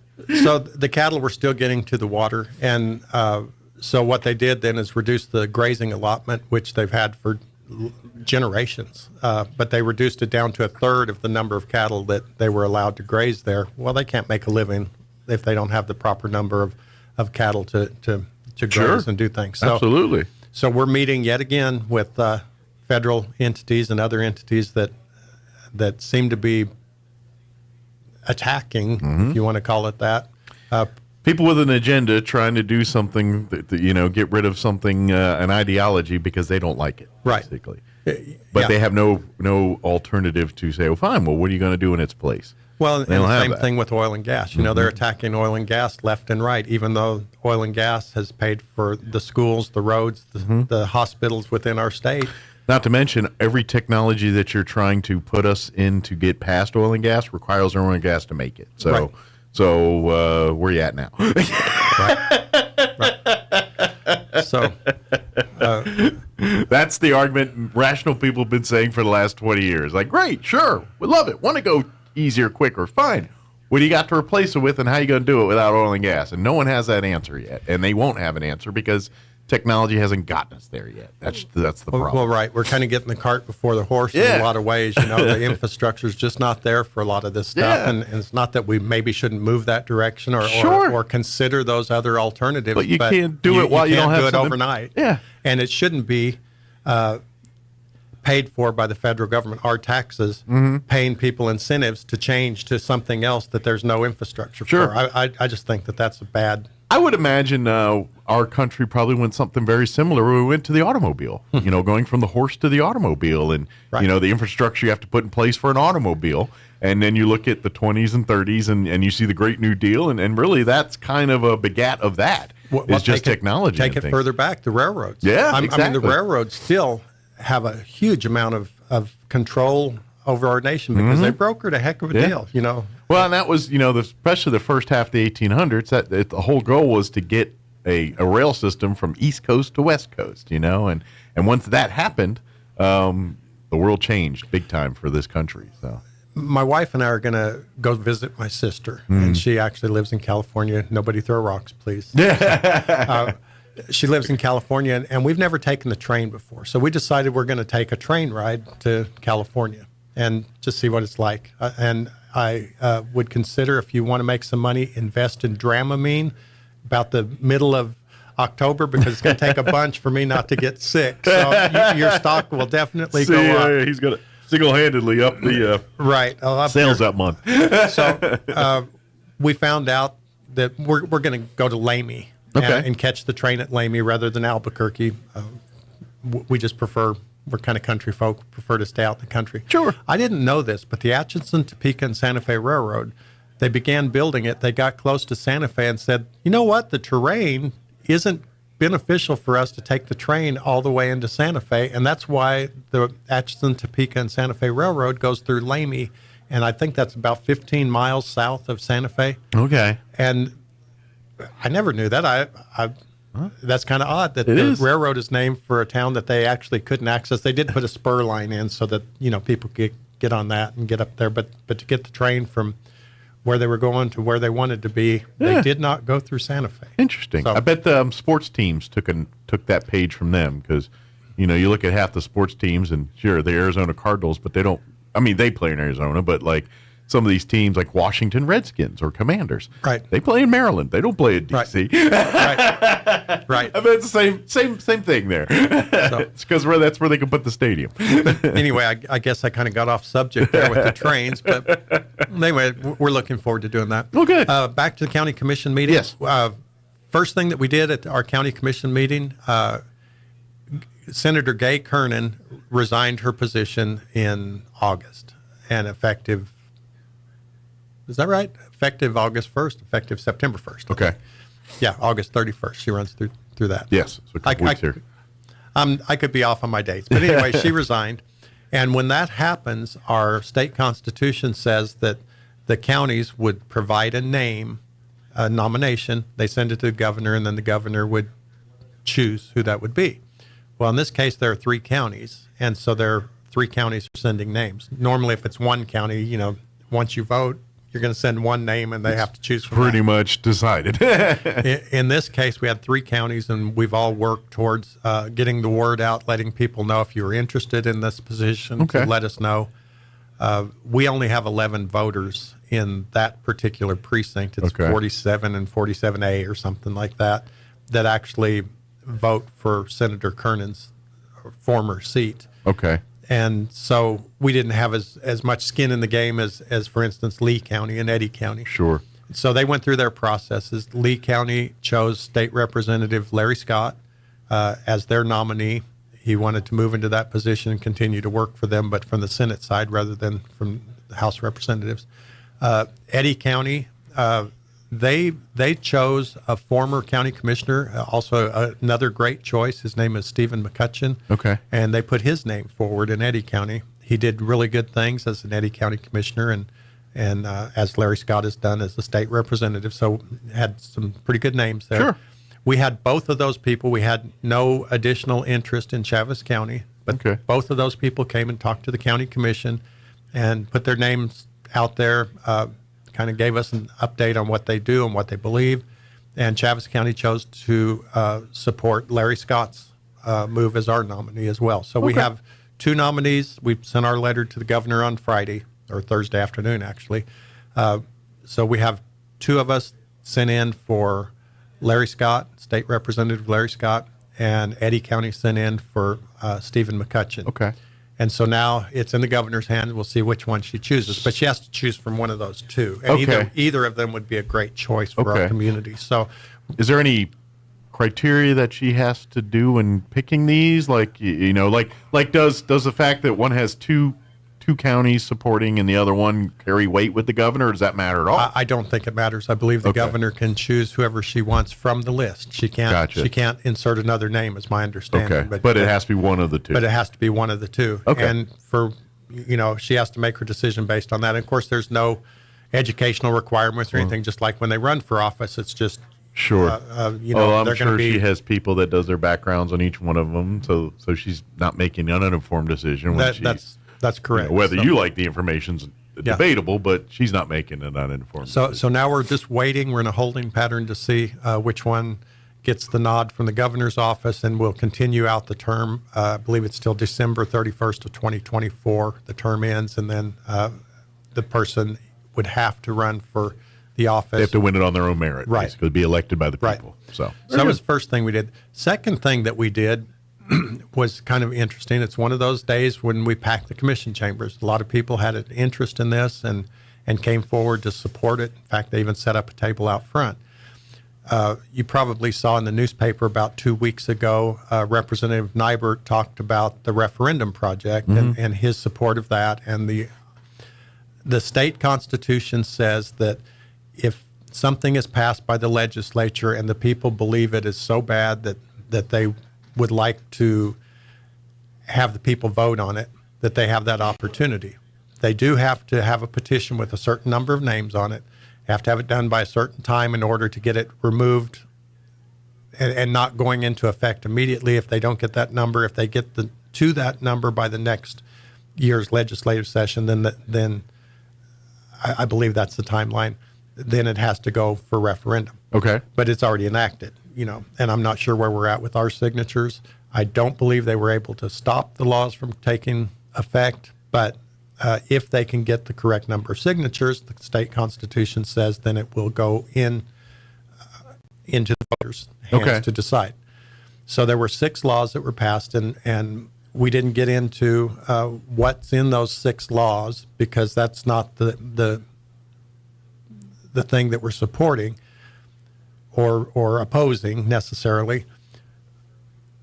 But there were 6 laws that people felt were so egregious that they needed to have a petition for each one of those. And they're actively working on getting signatures to get people to stop these laws from going into place. What we voted on as a county commission was that the state constitution says we have this opportunity to take anything before the voters. If we follow all the rules, then it can be on the ballot. And then once it's on the ballot, if the people vote against it, it's done with. If the people uphold it, that's the way it is, you know. And kind of the same thing with getting the signatures. If we don't get the proper number of signatures, then it doesn't ever make the ballot. That's fair's fair. I mean, let's follow the rules. Sure. And everybody's on board. As long as everyone has the same rules, and then we're good with it. Yeah. In the case of these particular 6 laws, the Secretary of State, however, came forward and says these laws don't meet the requirement for referendum because they affect the public safety, health, and welfare. But doesn't all laws affect the public safety, health, or welfare? And that's the exact argument that that's the reason we have them. Nybert made a few weeks ago was that that's kind of a dangerous track to go down because you could make anything say that it met these requirements. Yeah. I believe that they filed them a certain way under health and welfare, even though the laws probably, in my opinion, don't necessarily meet those requirements for the health, safety, or welfare of the public. And so the resolution that we passed was in support of the referendum project.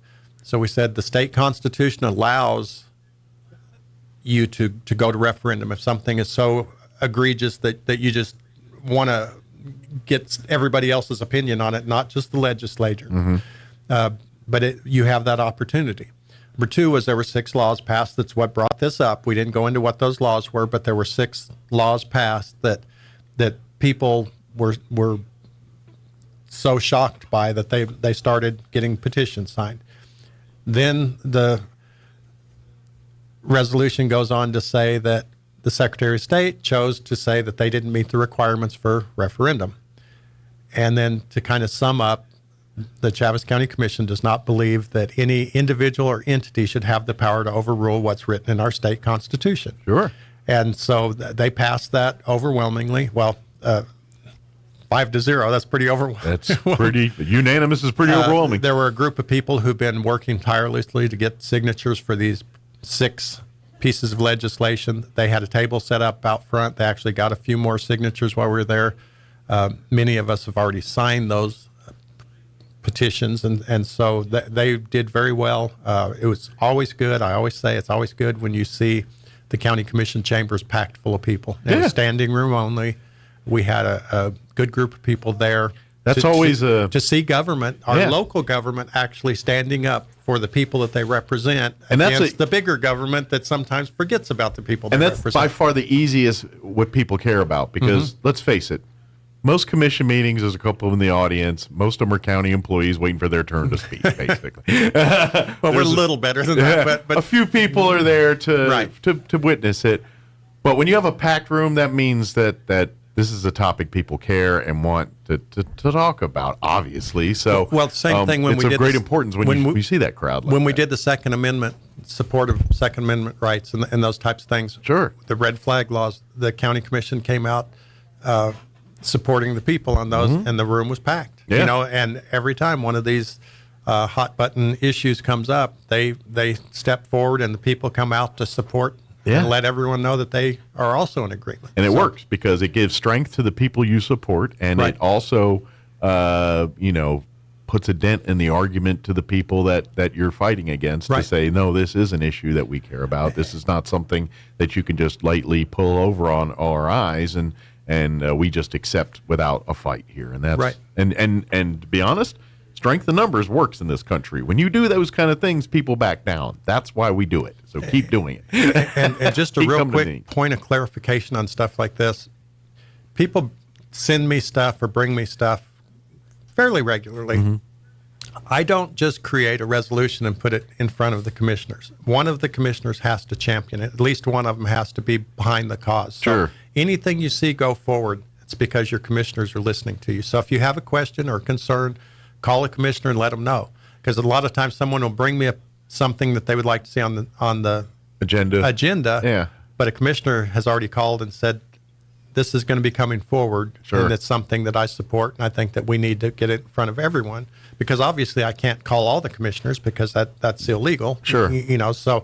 But this is why we have commissioners. They're your representatives. They are your representatives, and call and let them know if there's something that you'd like to have done, and I'll do my part. I'm just the administrator. You're there to facilitate the commissioners, make sure that they can do what they need to do. I'm there to make sure what they need done is done from month to month, and then they make their votes and do their thing. Sure. But I don't get the opportunity or the luxury, I guess, of just picking subjects. Hey, Bill believes in this. It has to come from your county commissioners, and so keep that in mind. Stay in contact with your county commissioners and talk to them about whatever's ailing you. Generally, it's the other way around. The commissioners come to you, or the public comes to you, and then you tell them whether it's feasible or not. Basically, that's kind of and if it's not, then you tell them and why it's not feasible, or if it's a commission, and then the commission goes back and says, all right, let's figure out a way to make it feasible, or let's drop the ball and move on to something else. And of course, day-to-day operations. If you have a problem with your road or something of that nature, give me a call. Give the road department a call.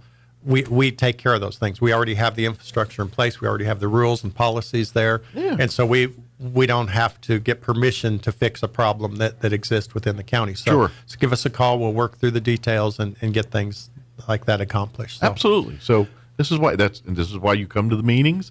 You come that the third Thursday of the month at 9 a.m. You come, you're welcome to be there and part of this, and sit here in public. And as I said, a lot of people don't unless it's a hot button issue. Right. But it's especially I know it's a little hard now. School's in session, but when there's days off and things, I'll bring your kids. Bring the kids and all that. Let them see how the government and to be honest, going to city council and county commission meetings are the best way to really see how government works. Yeah. And seeing I'd say hit them both. You can compare and contrast and see how entities do it a little different, but they still kind of have the same requirements at the end of the day, but they may not agree on how they get to that end game, and it's kind of neat to watch that stuff. And our meetings end before midnight, so you can still get home and watch your favorite episode of something. Yours does start 9 in the morning, though. Well, Theirs starts true. at 6 at night, so you get a head start. If yours went to midnight, we'd have real problems. Well, occasionally ours go beyond noon, too. Sure, that's true, too. There's some days are like, we only had a lunch menu, not a lunch and dinner. It doesn't sound as bad, though, if you say noon or midnight. Well, sure.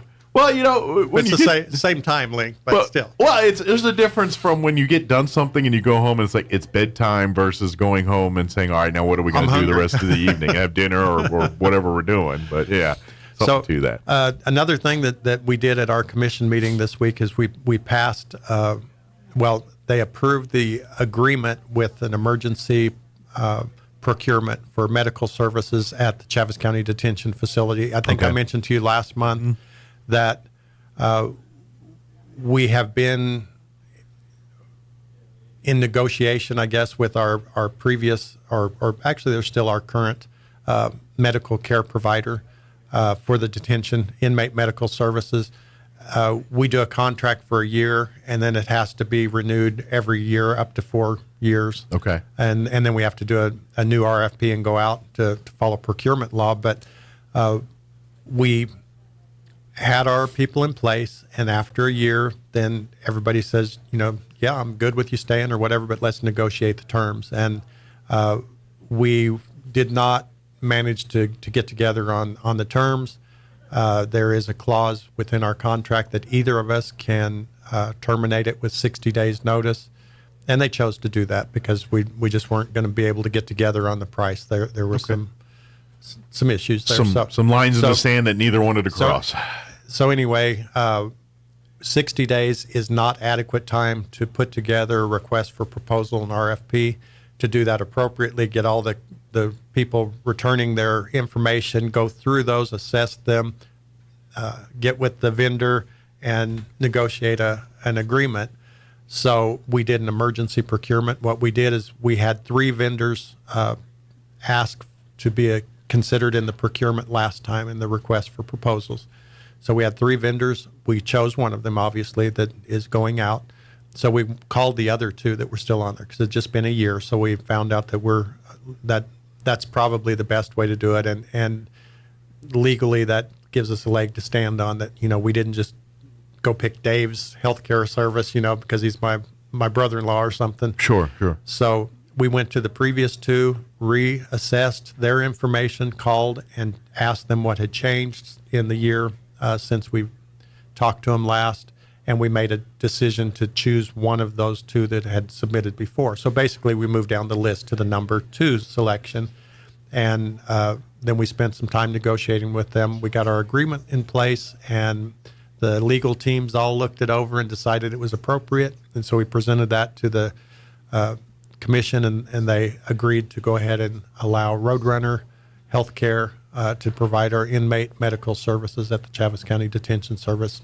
I don't think it ended up quite a year because the emergency procurement, we wanted to end July 30th so that it renews with each year's budget. Sure. So you want to line it up with the fiscal cycle. So I think we put it a little bit less than 12 months, but for the next year, basically, they're going to be the healthcare providers. And we will go out for RFP. This is just an emergency procurement, so that just covers our bases until we can, do it appropriately. And so, we still have to follow all the laws and procurement, even though we very carefully navigated the way we were going to do that. We still want to go right back to the drawing board with an RFP and ask. So you're going to rebid out for the thing, start from scratch again.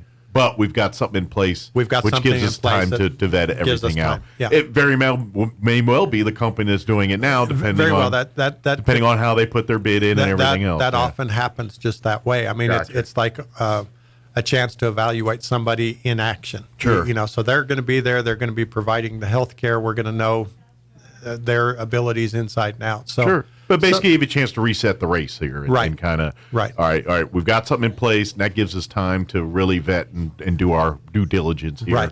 And then we're going to say a year from now, we're going to have it locked in place for the next yearly contract. And maybe it's the company now, but it might be a different company, and we'll kind of do what we're doing now and renew it every 4 or 5, every year for 4 or 5 years to make sure everyone's still happy with the agreement. Yeah, I believe it's up to 4 years. I don't believe we can go 5, but I'm not an attorney, so I could be wrong. Sure. And we have a young lady that we hired as our procurement specialist. We've been very fortunate since I've been at Chaves County. We've had some amazing people in procurement. That is, again, kind of like wilderness area. It's very black and white. You can either do it or you can't. Sure. It's either legal or it's illegal. And so I always have their back. But we had Sandra Rodriguez before. She was excellent. Before that, we had Tammy, and now we have Anna Nieto, and she's doing a wonderful job, fully credentialed when we hired her. She's actually even assisting Eddy County because they were on the search for a procurement officer, and she assisted them with that process, helped them to find a procurement officer, but is still assisting them along the way as they get up to speed. And so we're very fortunate to have some really good staff. And it's not just Anna. We've got good staff everywhere, but Anna is getting the One of shout many out that today. are doing it. Good deal. Yeah. Well, we've talked about how amazing the county employees are, and you see every commission meeting, or at least once a year, you have your meeting, and there's always people 30 plus years that have been a part of the community or the county. Well, and speaking of love it. amazing, I'm going to interrupt you because I don't know how much time we have We're left. almost out of time, But I want yeah. to be sure I get this one in. Speaking of county staff, going above and beyond. I've been talking to you for a few months now about detention facility and how that has turned around, and it's remarkable how quickly we are making improvements and getting things back to the way they needed to be done. So we're really glad about that. But not only that, we have staff who understands and has buy-in. Our staff, because one of the things we've talked about here is we want to be more proactive in recruitment and retention of all of our employees, but certainly of our detention officers. They're in focus right now, so we're really working hard. We've raised wages out at the detention facility. We're getting things back to following policies and procedures as they need to be, all those kind of things. Our staff is so happy about it. They created their own video. They scripted it. They acted in it. They did the whole thing. They got it out on social media. I think it was about a week ago. Okay. Well, actually, it was Wednesday afternoon at 5 o'clock. By Thursday morning at 7 o'clock, when I went to work for the commission meeting, it already had thousands and thousands of hits. Nice. And, I'm an old It guy. went viral. Yeah. We always think about things like, well, we'll advertise in the newspaper or we'll do this or we'll do that because, it's kind of the way we did it for my whole old guard life. mentality. Yeah. They put together a video, action-packed, music in it, shows what they're doing, shows their SORT team, which is Special Operations. I don't remember for sure what the SORT When stands stuff for. goes down, they go in and do stuff. Yeah, they're like the Navy SEALs of the detention facility. Special forces of law enforcement or detention. Yes. So anyway, they put together their own video asking people to take a look at going to work for Chaves County Detention. Our own staff did that. Cool. I mean, they deserve a shout out for that. That was really a cool thing. What happens It when you have reached good, a lot passionate of people, and they want people to be coworkers with them. They want. Sound like a fun group of people to work with. So that was pretty cool. So Yeah. I was really excited to see that. It's always good glad when you to- see people We also motivated had a in their job job. fair on Friday all day long. I was out of town most of the day, but I did get back, and they were still reaching out to a few people. I think they made some hires for detention at Good. that facility. They had their video playing on the screen over there to the side. So, but we have lots of opportunities for people to go to work at the county. It is a great place to work. We Absolutely. have great benefits. So if you're looking for a job and listening to the radio today, Absolutely. it's your lucky day. Come to Chaves County and we'll work on getting you hired. Great benefits, great retirement. It's really a great opportunity to do that. So please apply, and like you said, with leadership and everything going there, it's a really good place to work right now. So please come by there and do it. So I know we packed a lot in, but we hit the high points definitely. So. Yes, we got a lot in, and as always, appreciate your visit here, and I know always too, if we ever get something big and you want to come on, as well as I do, we can devote that outside of our normal stuff. Well, I felt real bad that I had to miss on Friday our scheduled day, but this was a very important meeting, and you graciously made a place for me. Because I hate it when I have to totally miss. And I like to get it as close as possible to the date that we did it. So Monday worked out pretty good. Thank you. Anytime. And I got to learn about Sean's ice cream. Yeah, you sure don't want to stick around for some of that? No, and I don't want Chipotle Ranch ice cream either. This is the part I'm like, why'd I get in the radio? All right. It is closing in on 9 o'clock. Town Hall News is going to be coming up next. And then, of course, we'll be back on the other side. Don't forget, next hour, we're going to have the folks from Roswell Seed join us. And so if you're a planting, gardening person, you probably want to listen next hour. We always have good tips from the folks at Roswell Seed. So you're listening to 106.5 or Roswell's Talk FM, KEND, or Roswell, New Mexico. We'll be back on the other side of news. Please do not go away. News this hour from townhall.com. I'm Rich Thomason.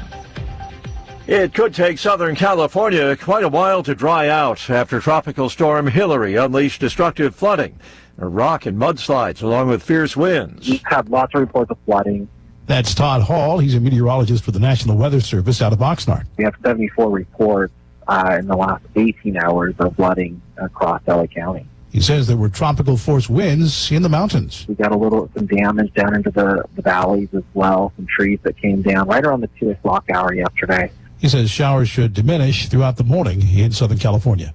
Larry Marino, Los Angeles. President Biden getting criticism from both the left and the right as he travels to fire-ravaged western Maui today. Republicans have criticized the president for his initial response to the Maui fires, which destroyed the historic town of Lahaina. It took several days before Mr. Biden fully addressed the tragedy, even though his administration insists it has been involved since day one. Meanwhile, lawmakers and groups on the left are urging the president to declare a national climate change emergency. White House correspondent Greg Clugston says the president and the First Lady will meet with wildfire survivors, first responders, and local officials as they survey the damage. You could be next. Ukrainian President Zelensky's warning to other countries in that neighborhood as his troops continue battling the Russian invaders. Zelensky visited Copenhagen, thanking Danish lawmakers for agreeing to supply his country with American-made F-16 fighter jets. A British nurse has been sentenced to life in prison for murdering 7 babies, trying to kill 6 other infants. Happened while she was working as a neonatal nurse at a hospital in northern England. On Wall Street, stocks are mixed. The Dow is down 150 points, the Nasdaq trading 82 points higher.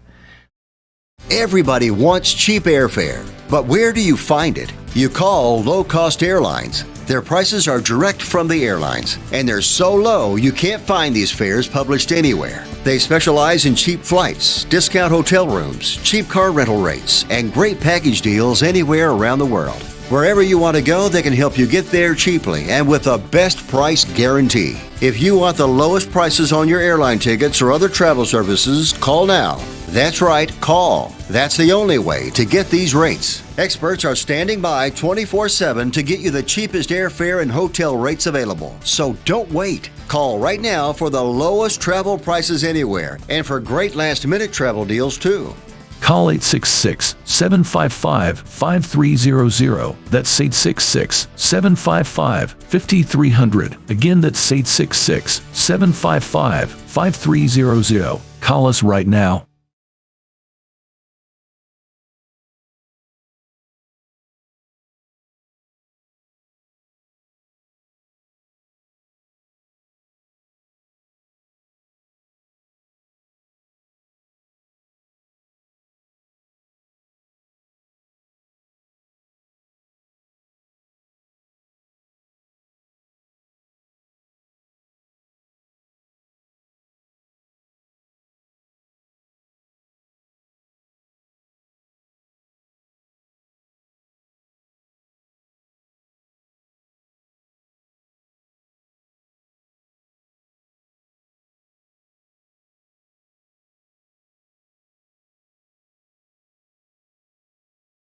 suspected Palestinian attacker has killed an Israeli woman and seriously wounded a man in the West Bank.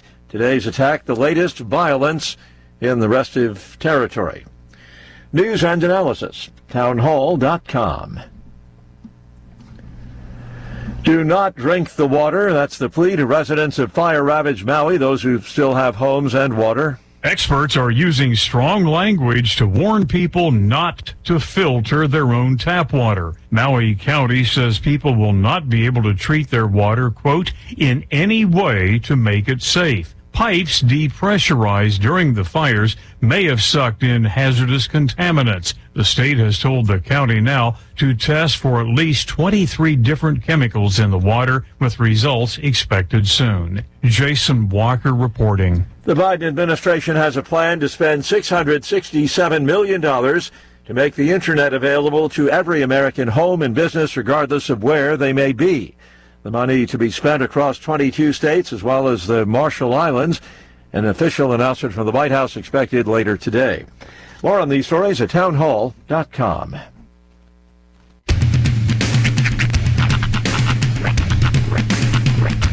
What in the wide, wide world of sports is going on here?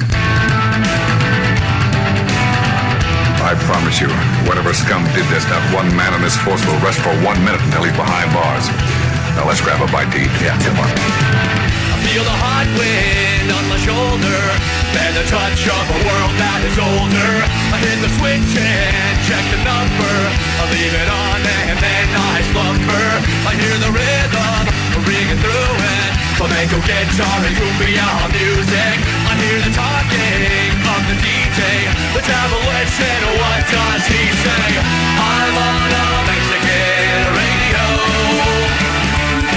I'm on a Mexican radio. Broadcasting live from high atop the J.P. White Building in downtown Roswell, New Mexico. It's Mornings with Mike Winters on 106.5 Roswell's Talk FM. Is that what I sound like when I talk? Now, here's your host, Mike Winters. And good morning. It is 6 minutes after 9 o'clock. Welcome to hour number 3. Trace and Viernos. Mornings with Mike Winters, right here on 106.5 Roswell's Talk FM. Happy Monday, everybody. Got to check something real quick and then we'll be back to work. All right, he's got to check something real quick. He got spoons? Is that what he's checking? So, all right. So, if you're just tuning in, the beginning of last hour, Sean shared with us. Well, he's about to share with me, I guess. Anything will take. Some ice cream. Yes. Hidden Valley Ranch flavored ice cream. Yes. Now this is let me find the thing. This actually came out for National Ranch Dressing Day, which I believe was back in like April. So it's old ranch dressing ice cream. It's aged, we'll call it, like a fine wine. But it's also been freezing this whole time, so it's not bad. All right. It is limited edition, so don't worry, this is the thing. Because a life without anything good is bad. No. Oh, by the way, it says... Is it really good? It says good for you. Probably. Yeah. Probably. So, we crack this bad boy open and give it a shot. Now, I've been sitting on this for as long as possible because I wasn't ready. Yeah. The last ranch flavored anything I had was ranch dressing soda. Yeah, that's not and good. And it's terrible. I've smelled that. It was the worst. And it is. It smells like feet. Yeah, it smells like feet and if it this tastes thing worse. smells like feet, I'm going to have a problem. All right. Well, I'm going to give you a spoon. All right. I'm going to get a spoon. You want to dive in? I will use this to dig my Nova's grave. Gonna dive in. All right. Hey, Roy, Jocelyn, y'all want some ice cream? I don't have another spoon for you. I'll grab a spoon and come try it. There's plenty. I know her. No, that's true. You guys have been biblical. Yeah. And y'all two are related, so she's like, no. I see my brother is. I don't want none of that.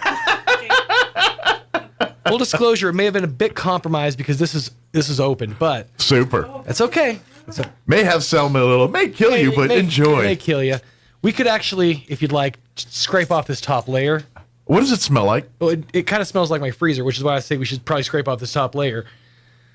It looks like frozen oh man, ranch from Peppers.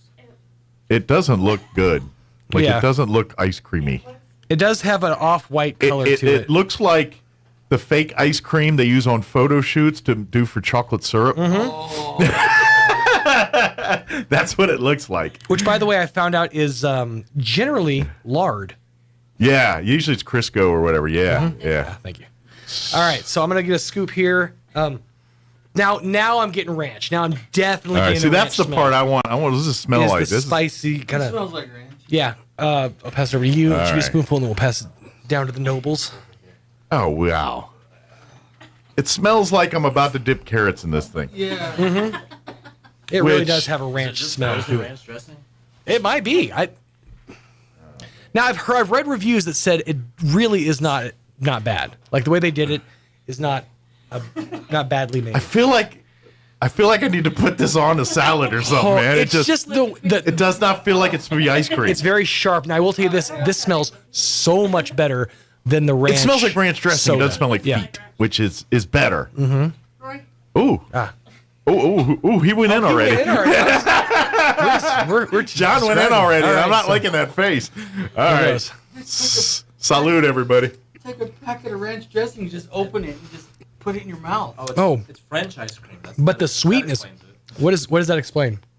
That's French. No, okay. That it stinks. Turn his mic on because he needs to answer for this. The two. Oh, he's on two. Why does that explain that it's French? What does it explain? It explains why it stinks. Because okay. Why did you have me turn on the mic for that? I needed to know what he was talking about. Like he knew. You know what? I'm not grossed out by it. It's really not. I'm not a fan of it. What's weird is that it's sweet. The sweetness is what's throwing me. You know off. what it's It reminds me of Greek yogurt mixed with ranch dressing. You know what it kind of tastes like to me? Sour cream and ranch potato chip. Yeah. It's got a sour cream and ranch potato chip vibe going. Which awful. It's not completely revolting, but I don't want any more. John's done. Yeah. Oh, I didn't even ask if this is like any of your allergies or anything. No, I don't have allergies. But We're about to find out. Hold on, the only thing he is allergic to is THC. Okay. Well, there's it's not wheat But- ice cream. You're good to go. Yeah. I seriously think you need to get a hobby. I think you need to be on weed to eat that. hobby. Are you going to eat the entire? Oh God, quart? no. I was ready to say- he's going back. I went back for That's a all. second scoop just to see what. Just to make sure it was the to right confirm one. my palate. Like I taste the vanilla ice cream, but it's got this weird sour cream and onion Like somebody aftertaste. put like powder on it, like That ranch makes powder. more sense versus the Greek. That's That's what it's like to me. Did you try it, Crystal? I did. Okay, I didn't. Did you like it? She said, "I'm so." Or did you? I didn't dislike it, but I'm not gonna buy it. Like John was the most visceral hate on it. I would never eat a whole thing of that or a bowl of it, but Yeah. I've had worse gross things than that. Sober. Even that's the bad part, you know. When I make homemade ranch dressing, I have to put only half a packet because if I put a full packet, he doesn't like it. Okay. So So you're not a huge ranch off the bat. I get that because I'm. it's with carrots as long as it's Hidden Valley already pre-squeezed. Well, I like ranch dressing on everything but salad.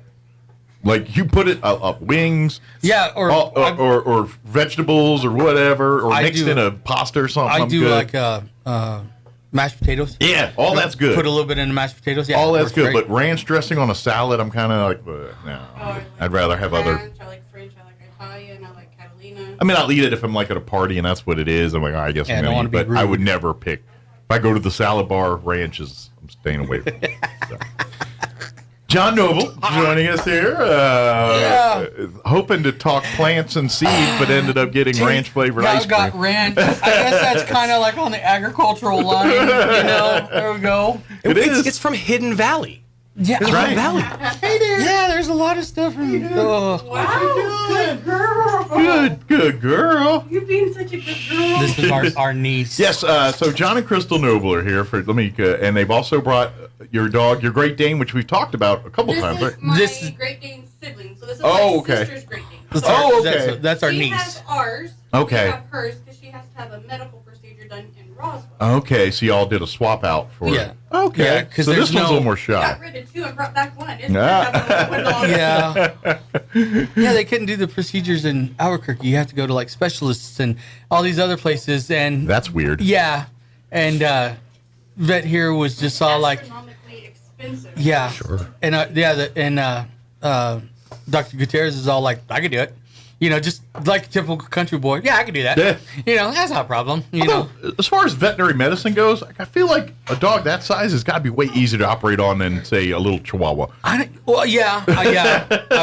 would say that for sure. You know what I mean? I'm thinking, like, if you're going to do surgery on that one, I feel like it's easier to get to the parts for this dog than it is, say, the Chihuahua. Well, as he put it, she has larger orifices. That's easier to explore. That's true, too. But it's just that, her sister, my sister-in-law, is just going through this runaround in Albuquerque. There's like 35 vets in Albuquerque, but they don't do this or they don't do that or they only specialize in this. And if you want very this done, niche. yeah, or and it's an 8-week wait out. Yeah, and it's like each one you go to, the price just keeps going up. Interesting. It's like, what in the world is going on? Yeah. And a pretty dog.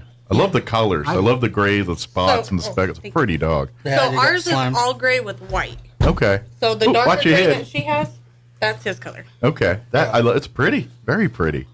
Very. Oh, what a pretty dog. Slobbered her. But we're talking Roswell Seed this morning. Yeah. So not talking dogs today. She'll be back with me on Thursday. We'll talk dogs Thursday, but today we're talking Roswell Seed this morning here, which this is probably a busy time for you guys too as you're going into the late summer, fall. Yeah. Kind of I imagine a lot of customers coming in to get ready for fall planting or getting the soil ready for that kind of stuff. Getting the grass that they, didn't get to put in, Yeah. And then we got farm seed coming in, so we're busy in the back. We're cleaning. Okay. Everybody's bringing in alfalfa right now. Okay. And so I bring stymie. Yeah, it's going to be interesting. So that's an old joke that people won't get. Yeah, they I should have said spanky. People would have got that one. So that's what's going on in the back half. We're cleaning alfalfa seed. Front half, we're just trying to take care of everybody. They want weeds dead in their yard now and stuff, and when's the best time to plant and everything else. Okay, so we'll cover it all here in just a little bit. Yeah, good deal. Let's see what else we got going on this hour. So we'll also do news and all that, and whatever else we can come up with for this hour of the show. Let's officially get the hour started by bringing you the weather. And I ain't gonna lie, they're making me a little happy. There's like rain chances for the next 3 days. Yes, and cooler temperatures. And maybe sub 100. I'm happy inside. Yeah, I'm happy inside. Because of chance. I know what's going to happen. I know we're going to get teased, but I'm the guy waiting for his dad to pick him up to take him fishing on the porch at 6 a.m. They're waiting. Dad's going to show. I know he's going to show. So I'm that in that. I know Dad's probably not going to show, but I'm hoping right now. So here's your weather. I'm meteorologist Steve Hamilton with your Pecos Valley weather. We'll get a mix of sunshine and clouds today and scattered showers and thunderstorms expected by this afternoon. It will be a little bit windy, going up to about 100 on the afternoon high. Some showers possible overnight and down to a low of 70, and then maybe a leftover shower or two on Tuesday. Some sun and some clouds, and we'll hit the upper 90s, low 90s, and partly sunny on Wednesday. That's your latest forecast. I'm meteorologist Steve Hamilton.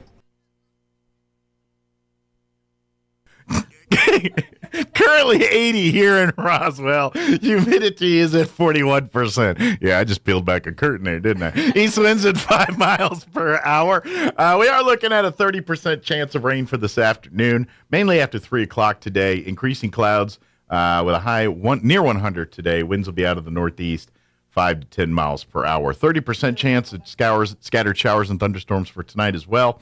Mainly before 9 p.m., mostly cloudy with an overnight low of 70. East winds 10 at around 10 miles per hour. For you Tuesday, 20% chance for afternoon showers and thunderstorms tomorrow afternoon. High of 98 tomorrow with winds out of the north 5 to 15. Tomorrow night, we're looking at a 30% chance of showers and thunderstorms, mainly before midnight, mostly cloudy, and an overnight low of 72. Wednesday, I'm going to say the coolest day of the week. 20% chance at showers and thunderstorms for the afternoon. Mostly sunny and 93, like low 90s on Wednesday. Crazy. Winds out of the southeast, 5 to 10 miles per hour, 10 to 20 for the afternoon. Thursday, sunny and 97. Friday, sunny and 99. And then the weekend, back up near 100. Sunny with 100 for a high on Saturday. Mostly sunny, 100 for a high on Sunday. So Cross your fingers, wash your cars, do your rain dance. Maybe we'll get some moisture here the next couple days. Knock a little wood there. Whatever helps. All right, it's 18 minutes after 9. We're going to take a 3-minute break, and then we will talk with John and Crystal and talking Roswell Seed. Don't go away. You're listening to Mornings with Mike Winters.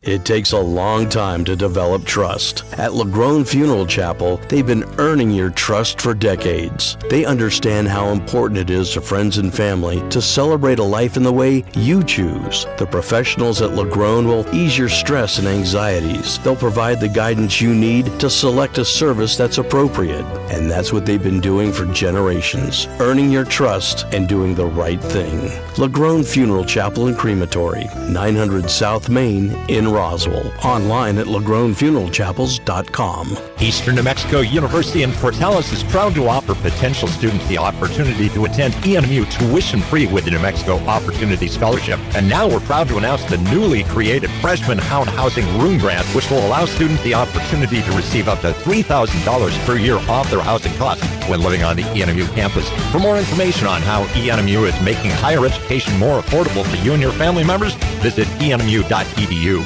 Eastern New Mexico University. Student success, that's what we're about.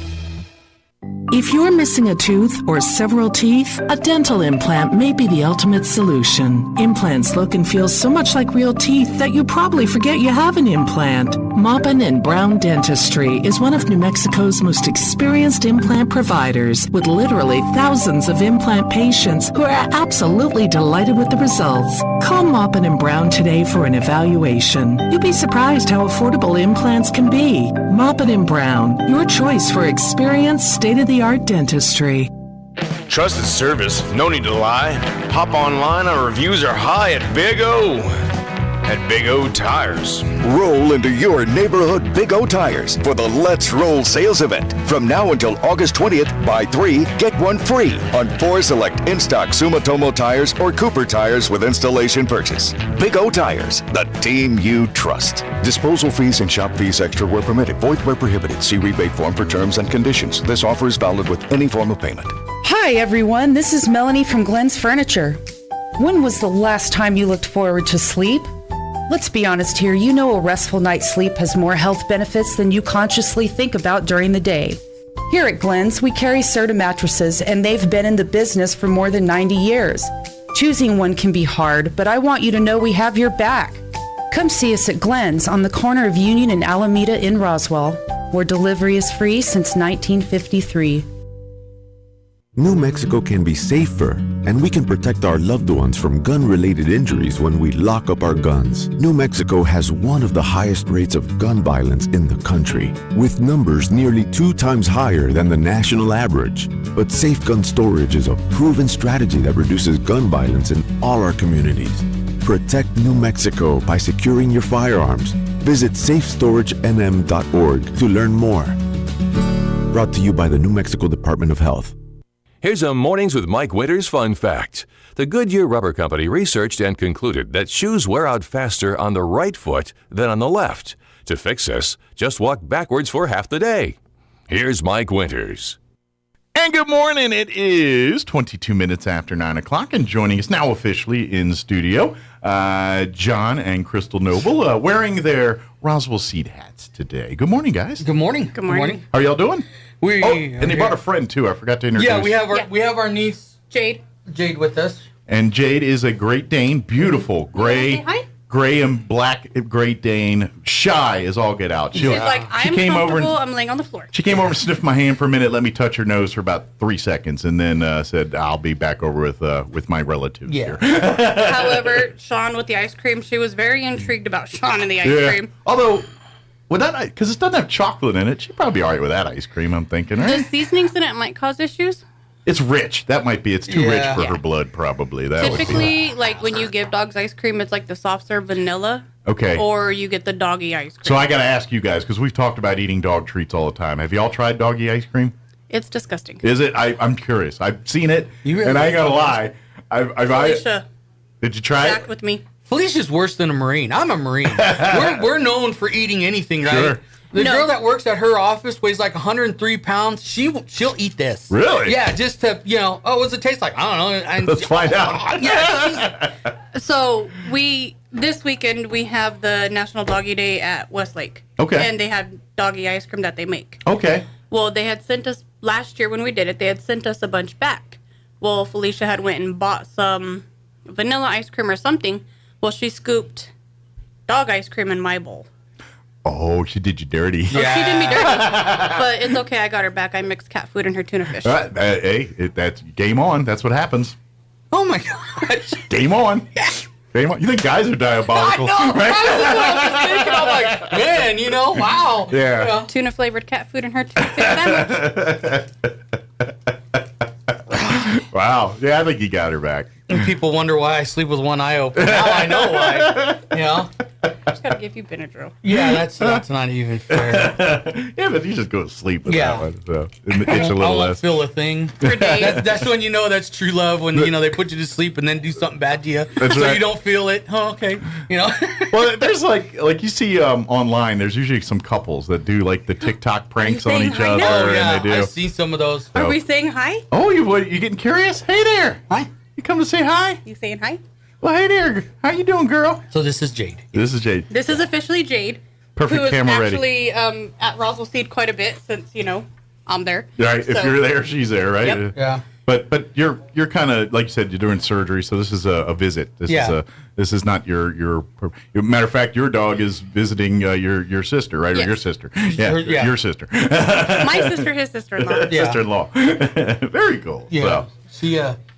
She's a glutton for punishment. So she took our two, and then she has her two plus, and we got her. So she has 3 dogs. We have 3 dogs. Okay. Our smaller dog is here in town with relatives as well, because after the surgery, naturally she can't get riled up. Sure. So we wanted to try to make it Make it a place where she can convalesce here and a little bit quieter and all be that. At home, be at home and be comfortable. Not have a bunch of little dogs Yeah. nipping on her and trying to get her to play and all that. Oh, and she gets very comfortable at our place now. She has her own section of the couch. She has her own section of the bed. She has her own blanket on the bed. She has her own blanket on the bed. Her own pillow. When you do have a Great Dane, they kind of take up room. That's what they do. Ours has his own couch. She won't go near it. He lays across. We have a little love seat. Right. He stretches out all the way across. Got the it. smell all over it. Yeah, but no, she that's won't. off Yeah, there. she won't go near it. Yeah. She does. She's like, oh, no. I Dogs like aren't to as sit in the couch." territorial as cats, but they are territorial. Yeah. So. She's more comfortable closer to the humans as to where our Great Dane is like, you love me, you scratch me, all right, I'm going to go lay down in my own spot.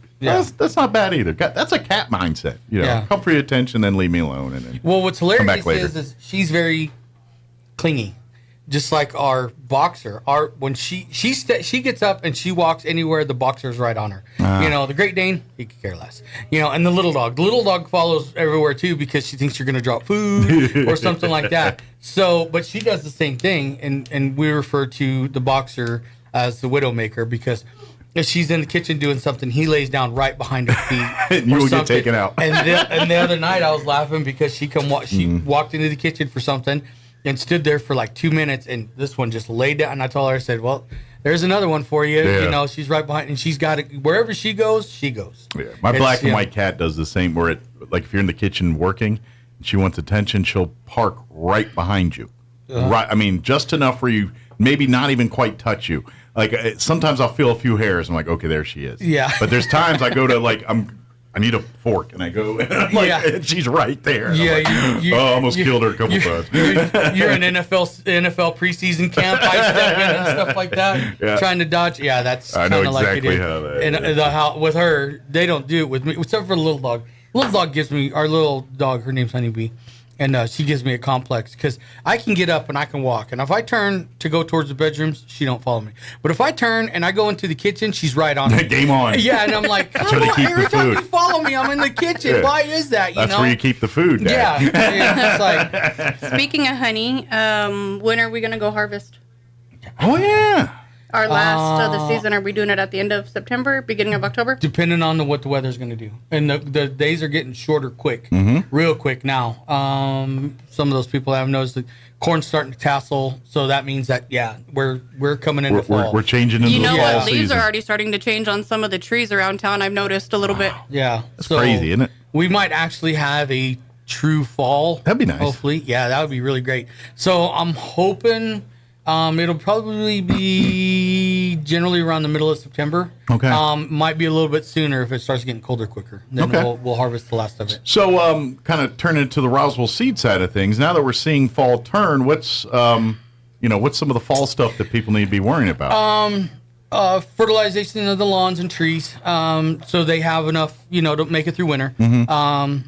According to the almanac, we're supposed to have a very wet, cold winter. Okay. It said that last year too. See how that worked out, right? Yeah. So if you read, there are people that they follow the almanac very, very closely. Well, and it's is it as exact as computers and everything? No. But it's really reading the tides, traditions, and for the technology used to determine, it's pretty good. Oh yeah, it's not. And some of the stuff in it is.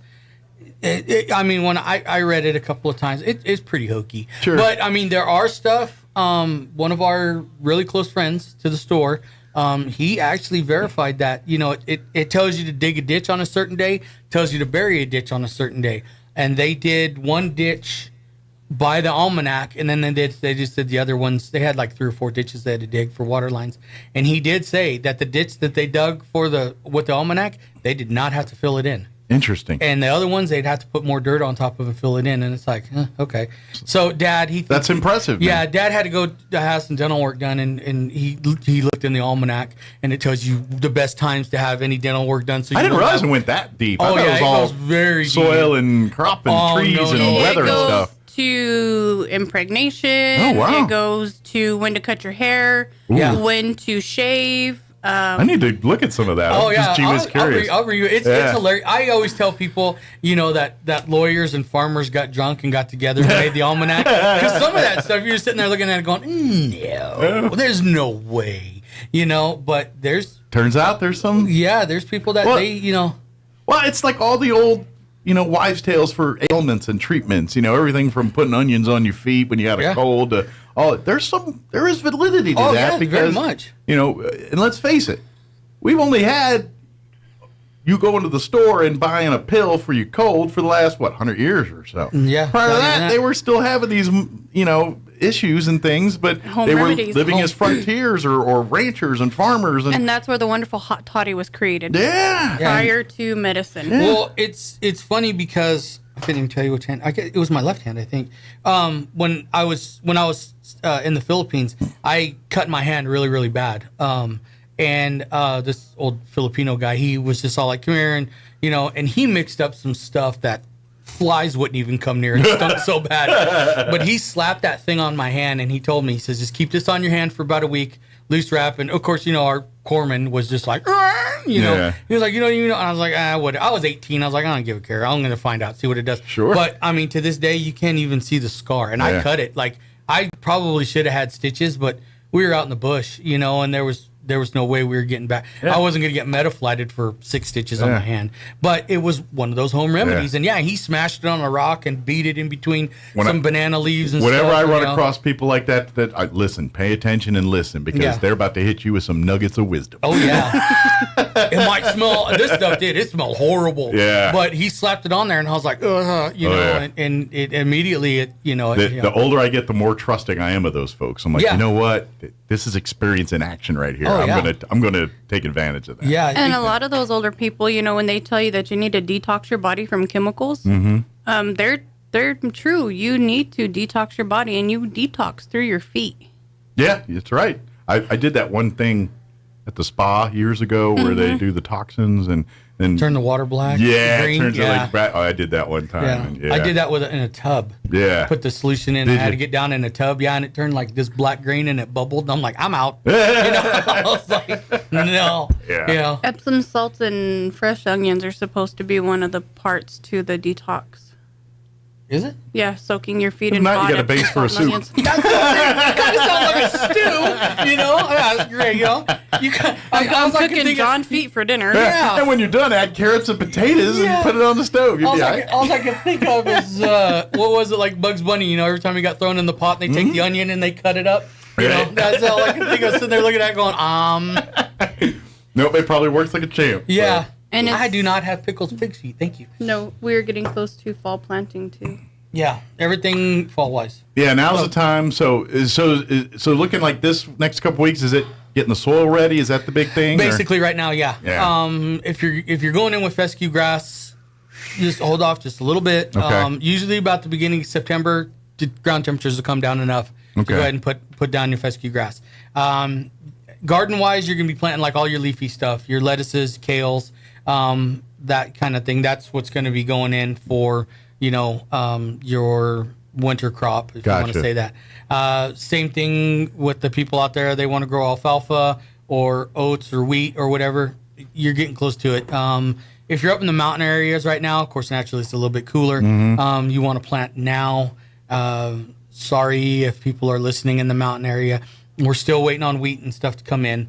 Like generally speaking, I mean, each year's different and stuff, but say like Lincoln, the mountains area, how far ahead are they on seasons than They're us usually anywhere between 2 weeks to a month ahead of us. Okay, so whatever you see them doing, we're about 2 weeks to a month behind yeah. when we should be doing. Right, but they've been pretty dry up in that area, so we were up there less than a month ago, and they were drier than we were. We look like we have had more moisture than they had. Yeah, when I was up there a couple weeks, and they did get some moisture, but not as much as they were anticipating. Right, so, normally get. Yeah, and unfortunately, they need more moisture than we do, because guess where our moisture comes? All that mountain water runs down the mountains and goes into our aquifers and stuff. And so a lot of it's very important for them to have a wet season up there. Well, yeah, Fort Sumner is also where we get part of our water from too. Yeah. Yeah, exactly. We want them to have blessed seasons because it matriculates down to us. Yeah, right. Speaking of seasons as well, if you are in the Travis County Pumpkins Grower Association, let the smack talk begin. I'm about to. But we are coming to the end of August, beginning of September, so there's a month countdown. All right.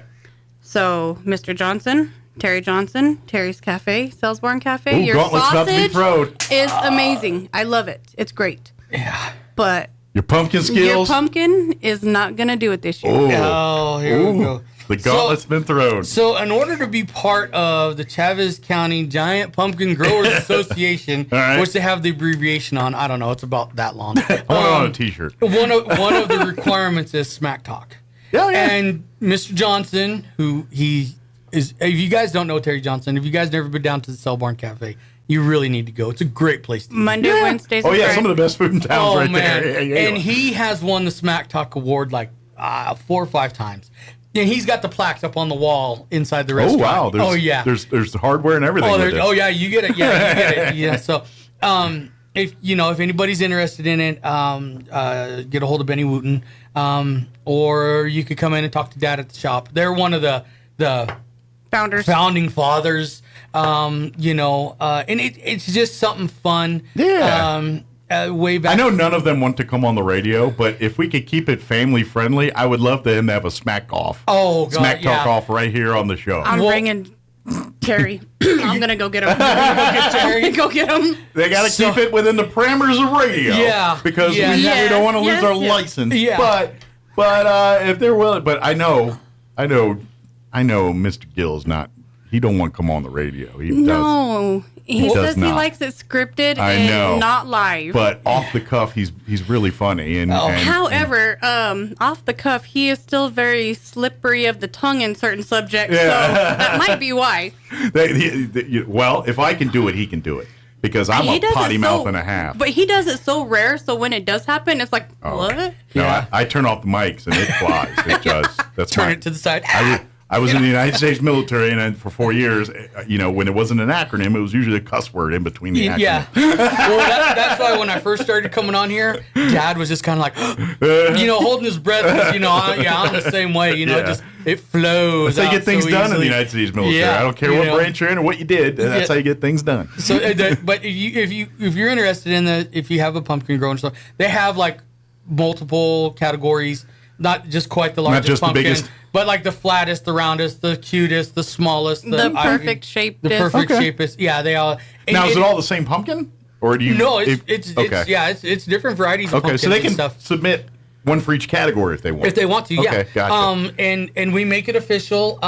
Miss Candy Azell, She comes in. She's our state representative. She is a state representative and the official pumpkin judge. And yep, she pumpkin. comes in and she has a great time. And you don't get it if you talk to Mrs. Zell, you realize really quick that woman's business. When she's up there in the big house, she's slapping people. And to meet her on a personal level, she's a great, and so is her husband. Nice. They're both really nice people, and she just enjoys it. We are very fortunate to have that family in our part of the country. We are not only representing us in Santa Fe, but just being our neighbors and friends. Because she's one. She'll help you out in any way, shape, or form. Yeah. And then people don't realize that when she goes up there to the big chairs, she ain't pulling the punches. No. I mean, she's a country attack girl. dog. Yeah, she's an attack dog up there. She digs her heels in and she fights. And I always every year she comes in and she does it, and she's always very, very pleasant. And just gets a big, huge kick out of it. Her and her husband both care about this community, and they do everything they can to make it a great community. And but it's very thankful for that. Very quiet.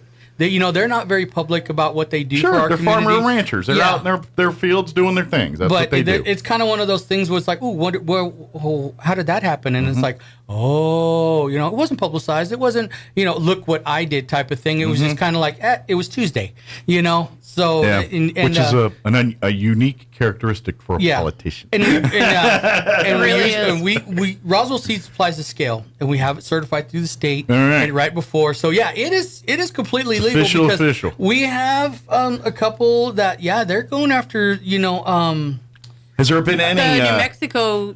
We title. missed. Yeah, the New Mexico title was missed by 11 pounds. Oh wow! This year by a Chaves County resident. Okay. And he's vying for it. I mean, they're getting close to 600 pounds. They're smelling success. They're like tasting it. Yeah. And has there ever been a pumpkin gate scenario over the years where anyone's tried to, manipulate a pumpkin or anything?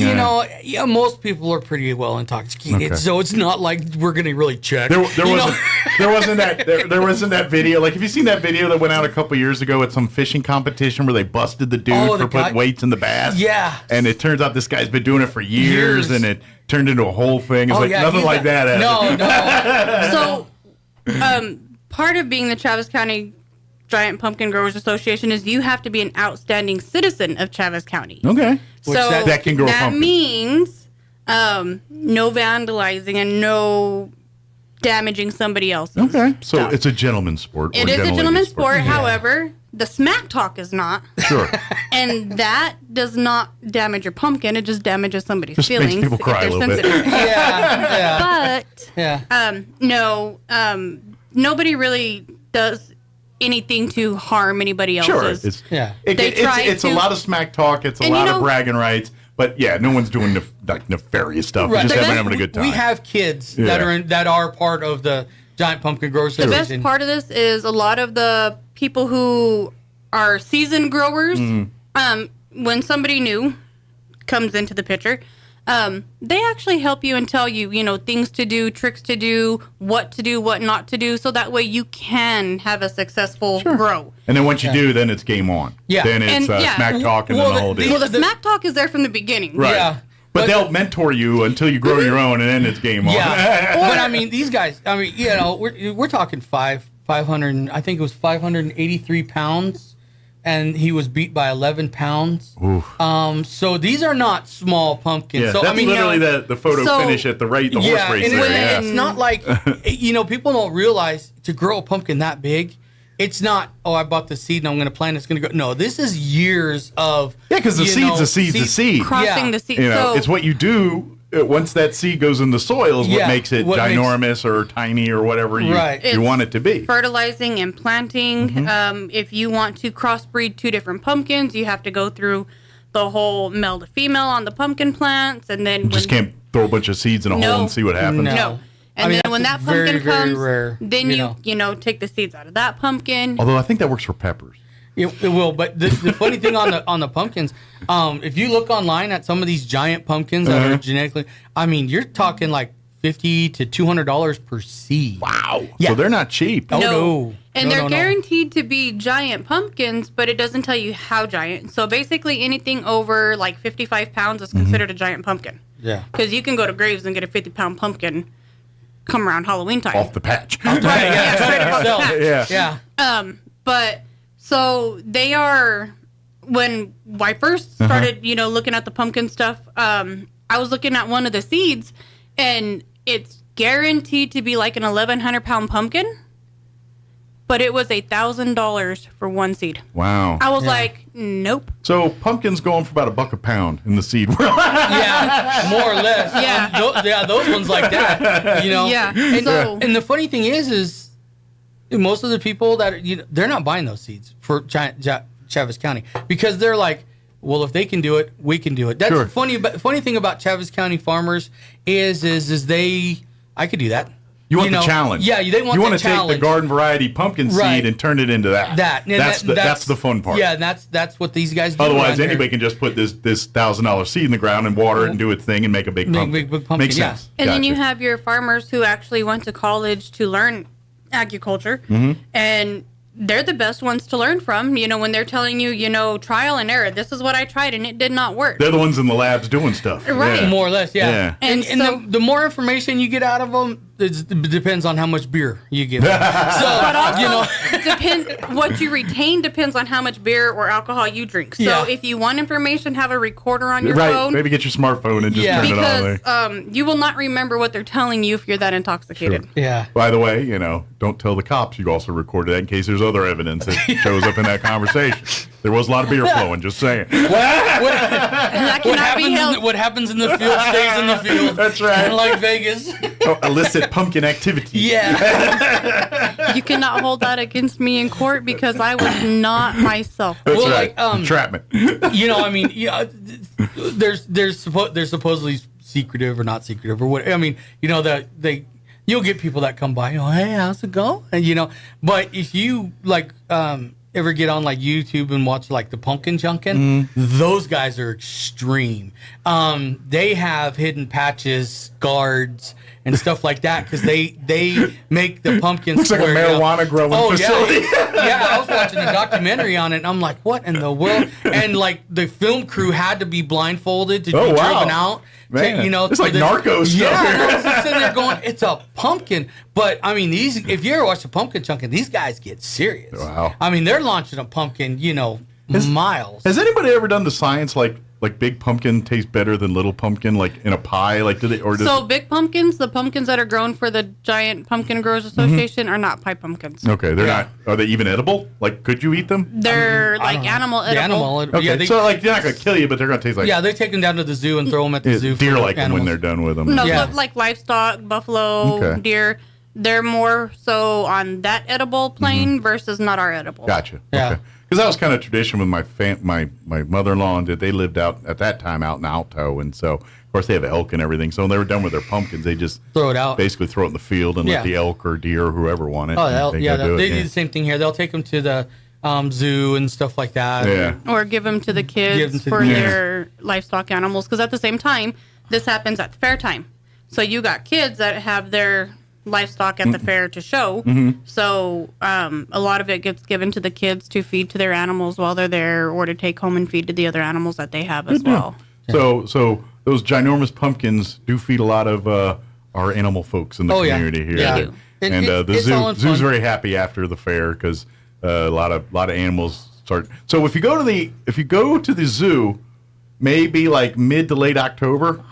I don't know when they take them because maybe it's November. I don't know, but whenever they showcase the giant one who wins at the front of the shop for the whole month of October. Okay, so maybe around Thanksgiving time, and you start noticing all the animals kind of have the beer belly kind of leaning up against taking a little bit longer naps. Pumpkin. There was pumpkin. And they have their pumpkin spice latte. Yeah, and they display them in the exhibit, one of the exhibit buildings. They'll display all the giant pumpkins, or most of the bigger pumpkins. They'll put out there for you and stuff like that. Oh, yeah. I think they have the names on them. When you go to the Eastern New Mexico State Fair here in the September, October time frame there, go to the education building. I don't care what anybody you can spend hours in that building just looking. Yeah. And it's air conditioned and it's really nice.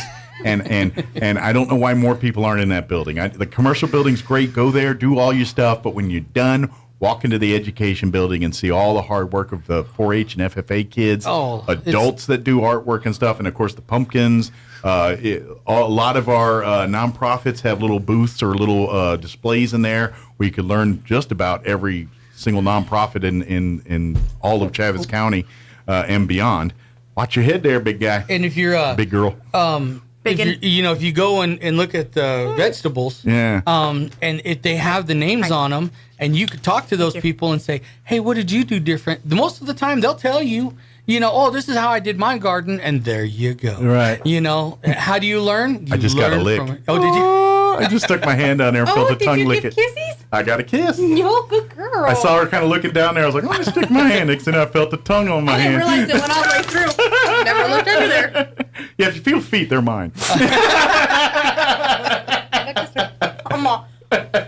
I'm short, so there's no way I'm feeling anything on that table. Every once in a while, I have a tall person over there sitting across me, and I'll go kind of stretch. I'm like, "Oop, that's a toe. I better lean back."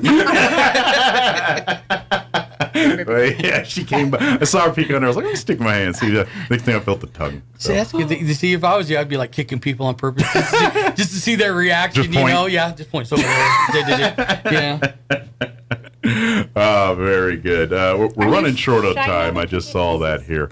What other stuff from Roswell Seed we definitely want to put on people's radar before we go? Getting ready to start fertilizing your trees and stuff like that. So they got that extra boost through the wintertime. Pecan trees, you generally don't fertilize until after you pick up the nuts. So you got a little bit of time with that. I know if you talk to if you're a pecan tree owner and stuff, I know the Chaves County Extension Office just did their pecan weevil trap workshop. Yeah. Where you learn how to make traps and stuff, but I'm sure you can go by Roswell Seed, and if you ask them about pecan weevil stuff, they could probably, if not, they'll put you in touch with, because I know they have their experts over there that kind of, as far as the quarantine rules and all that. Right. But if you're looking for tips and tricks, I bet there's some people over at Roswell Seed that can give you some ideas. We can help you out with that. Yeah. And send you towards the right people. But if you need to know how to learn how to make the traps, if you guys don't have it, which you might, but you go to the extension office, they'll show you how to make the little pecan weevil traps and all that kind of stuff. They just have the workshops, but you can go and they'll, if you walk in and say hi, and they'll give you the paperwork and all the instructions. So it's getting time for fertilization for everybody. I know everybody's anxious. Put the winterizer on, put all this other stuff. We got all of that. The biggest thing right now, people are calling. I got the weeds in my yard and I want to spray. I could sell you the spray, but it's not really going to do any good. The weeds are going to be dying off in a couple of weeks anyways. So, and weeds, when at least like I've always told, because I usually just pull them, but like if you do Roundup or whatever on your weeds and stuff, it has to be hot and dry for that to work anyway. If it's rainy and cool, then you're wasting your time. Yeah. So the little bit of rain that we had like last week and the week before is Was because enough. Somebody sprayed the weeds. That was enough to kind of ruin that little bit. 2 days, 2 times in a row. I filled up my sprayer and was going to go spray. More rain, go spray weeds. That'll make, we'll have a torrential downpour here in a couple of days. A lot. But one of the other things too, we tell everybody to pre-emerge in your grass. You're going to start that at the end of October. It's a herbicide barrier that goes in your lawn, and what it does is anything that that was in your lawn or gets blown in, as it tries to establish a feeder root, it kills it automatically. Okay, so basically the foreign stuff, it kind of builds a defense from it, allowing it to take root into your... Right, and you do it 3 times a year, and the only drawback to it is if you have to reseed, you have to wait, because this stuff doesn't know the difference between lawn seed and weed seed. So it'll block everything. Yeah, basically. But I mean, if you're tired of, you have the neighbor that doesn't take care and you're spraying and stuff, come in, talk to us. Their goat heads and everything start floating over to your area. Yeah, we can set you up with a pre-emerge. Makes life a lot easier. You just spread it out, water it in, and then you're done for 120 days. Nice. Yeah. So if you got that going on, the neighbors that you're trying to keep your yard and their stuff isn't, Roswell Seed has some options to kind of help you at least get your side good, so you don't have to yell at your neighbors every time they cut their grass or maintain their lawn. Yeah, we had one guy came in and he wanted some soil sterilant to put in his neighbor's yard because he was tired of the weeds, and I'm like, I feel that pain as someone who used to have that issue with neighbors and things at a place I used to live at. I mean, they're fenced in their back. They had a chain link fence in the front and a stockade style fence in the back, so you couldn't really see the backyard. Except for I had a 2-story house next door, so if I went upstairs and looked out my window, I could look back, and it was literally like something out of Stranger Things back there. And they had like 20 dogs, And so the weeds were almost as high as the fence, but there was paths for where dozens of dogs that were running around in out back. Finally, animal control had to come because they had way more than the city was allowing. Right. I mean, they probably as many animals as you have over at the Humane Society at their house. Maybe. Oh, yeah. It was that bad. I had a neighbor like that, kind of, but it was the front yard. Yeah. And we have a spray at work, and I went and I had a couple of beers in me, and it was kind of at night, and I went and I sprayed a big finger in the yard. You really couldn't see it. If you were in your truck, you could see it. Right. And the guy didn't even notice. He didn't even care. Yeah, that's the thing. You know, It's like when they have a yard like this, if you clean up, they're going to notice. But Yeah. you do something else to it, it's like, when did that happen? You know what I mean? It's like my friend come over and he looked. He's like, "Did you spray a finger in that guy's?" I was like, "Yeah, I did." He didn't even know. I felt a little bit bad about it, but then he didn't even notice it. I'm like, "Oh, whatever." Yeah, you know? enjoy. Now it's your own private joke every time you go by and see it. So. Very good. If anybody has any questions about anything, or if your yard, or if you're, and this is the thing I want to put on your radar. If you don't know what you're doing, Roswell C can help you with that. And even if you have a little bit of knowledge, that can be even more dangerous than not knowing anything, really, Right. especially, when experts are trying to show you how to do something. Just come and let them talk to you. I mean, that's the thing. There's, when you have a business that's been open 100 and plus years, there's a lot of experience going on that's been passed around. So, that the knowledge that Jim Gill has, that was passed from, his dad and so forth. Granddad and everything, so yeah. you've got 100 plus years of experience, not only with soil and trees and plants, but with soil, trees, and plants in your neighborhood in southeast New Mexico.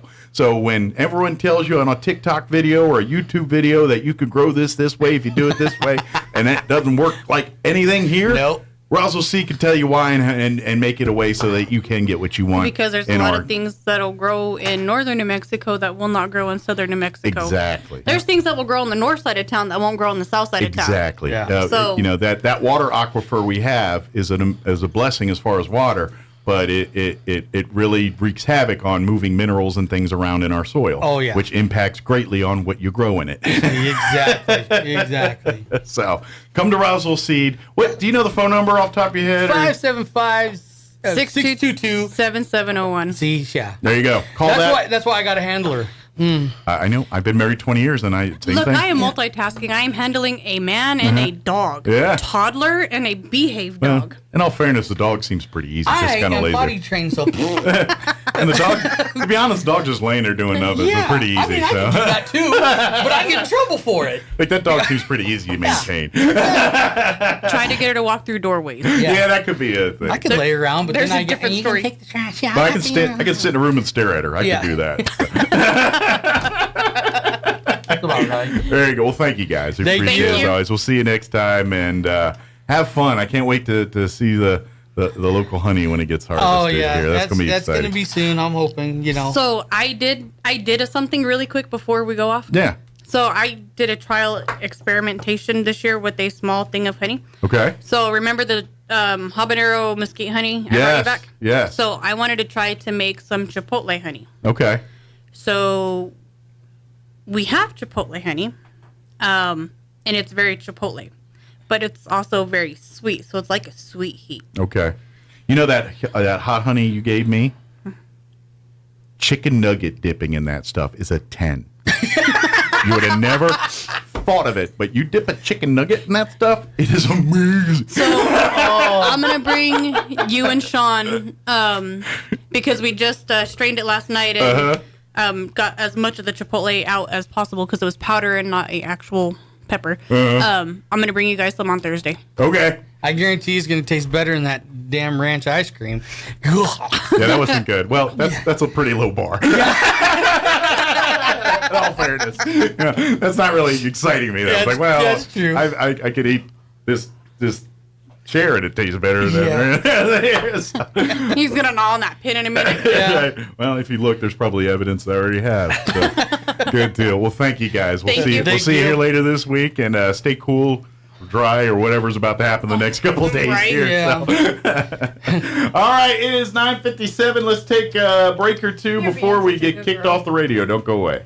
Hi, I'm Dr. Keon at Carabelli Dental. Same-day smiles are what we do. My passion is helping patients chew, talk, and live with confidence. That's why I'm one of the few doctors in the U.S. who can create beautiful same-day smiles with the latest digital implant technology. This procedure is life-changing. Just ask Sean. Hi, I'm Sean. I've been that voice that you've heard on the radio for most of my life, but I'm also a dad to 2 amazing kids. I've had a million reasons to smile, but in all my old pictures, I was never smiling. Truth is that life of improper care and being dealt a bad hand genetically left me practically with no teeth.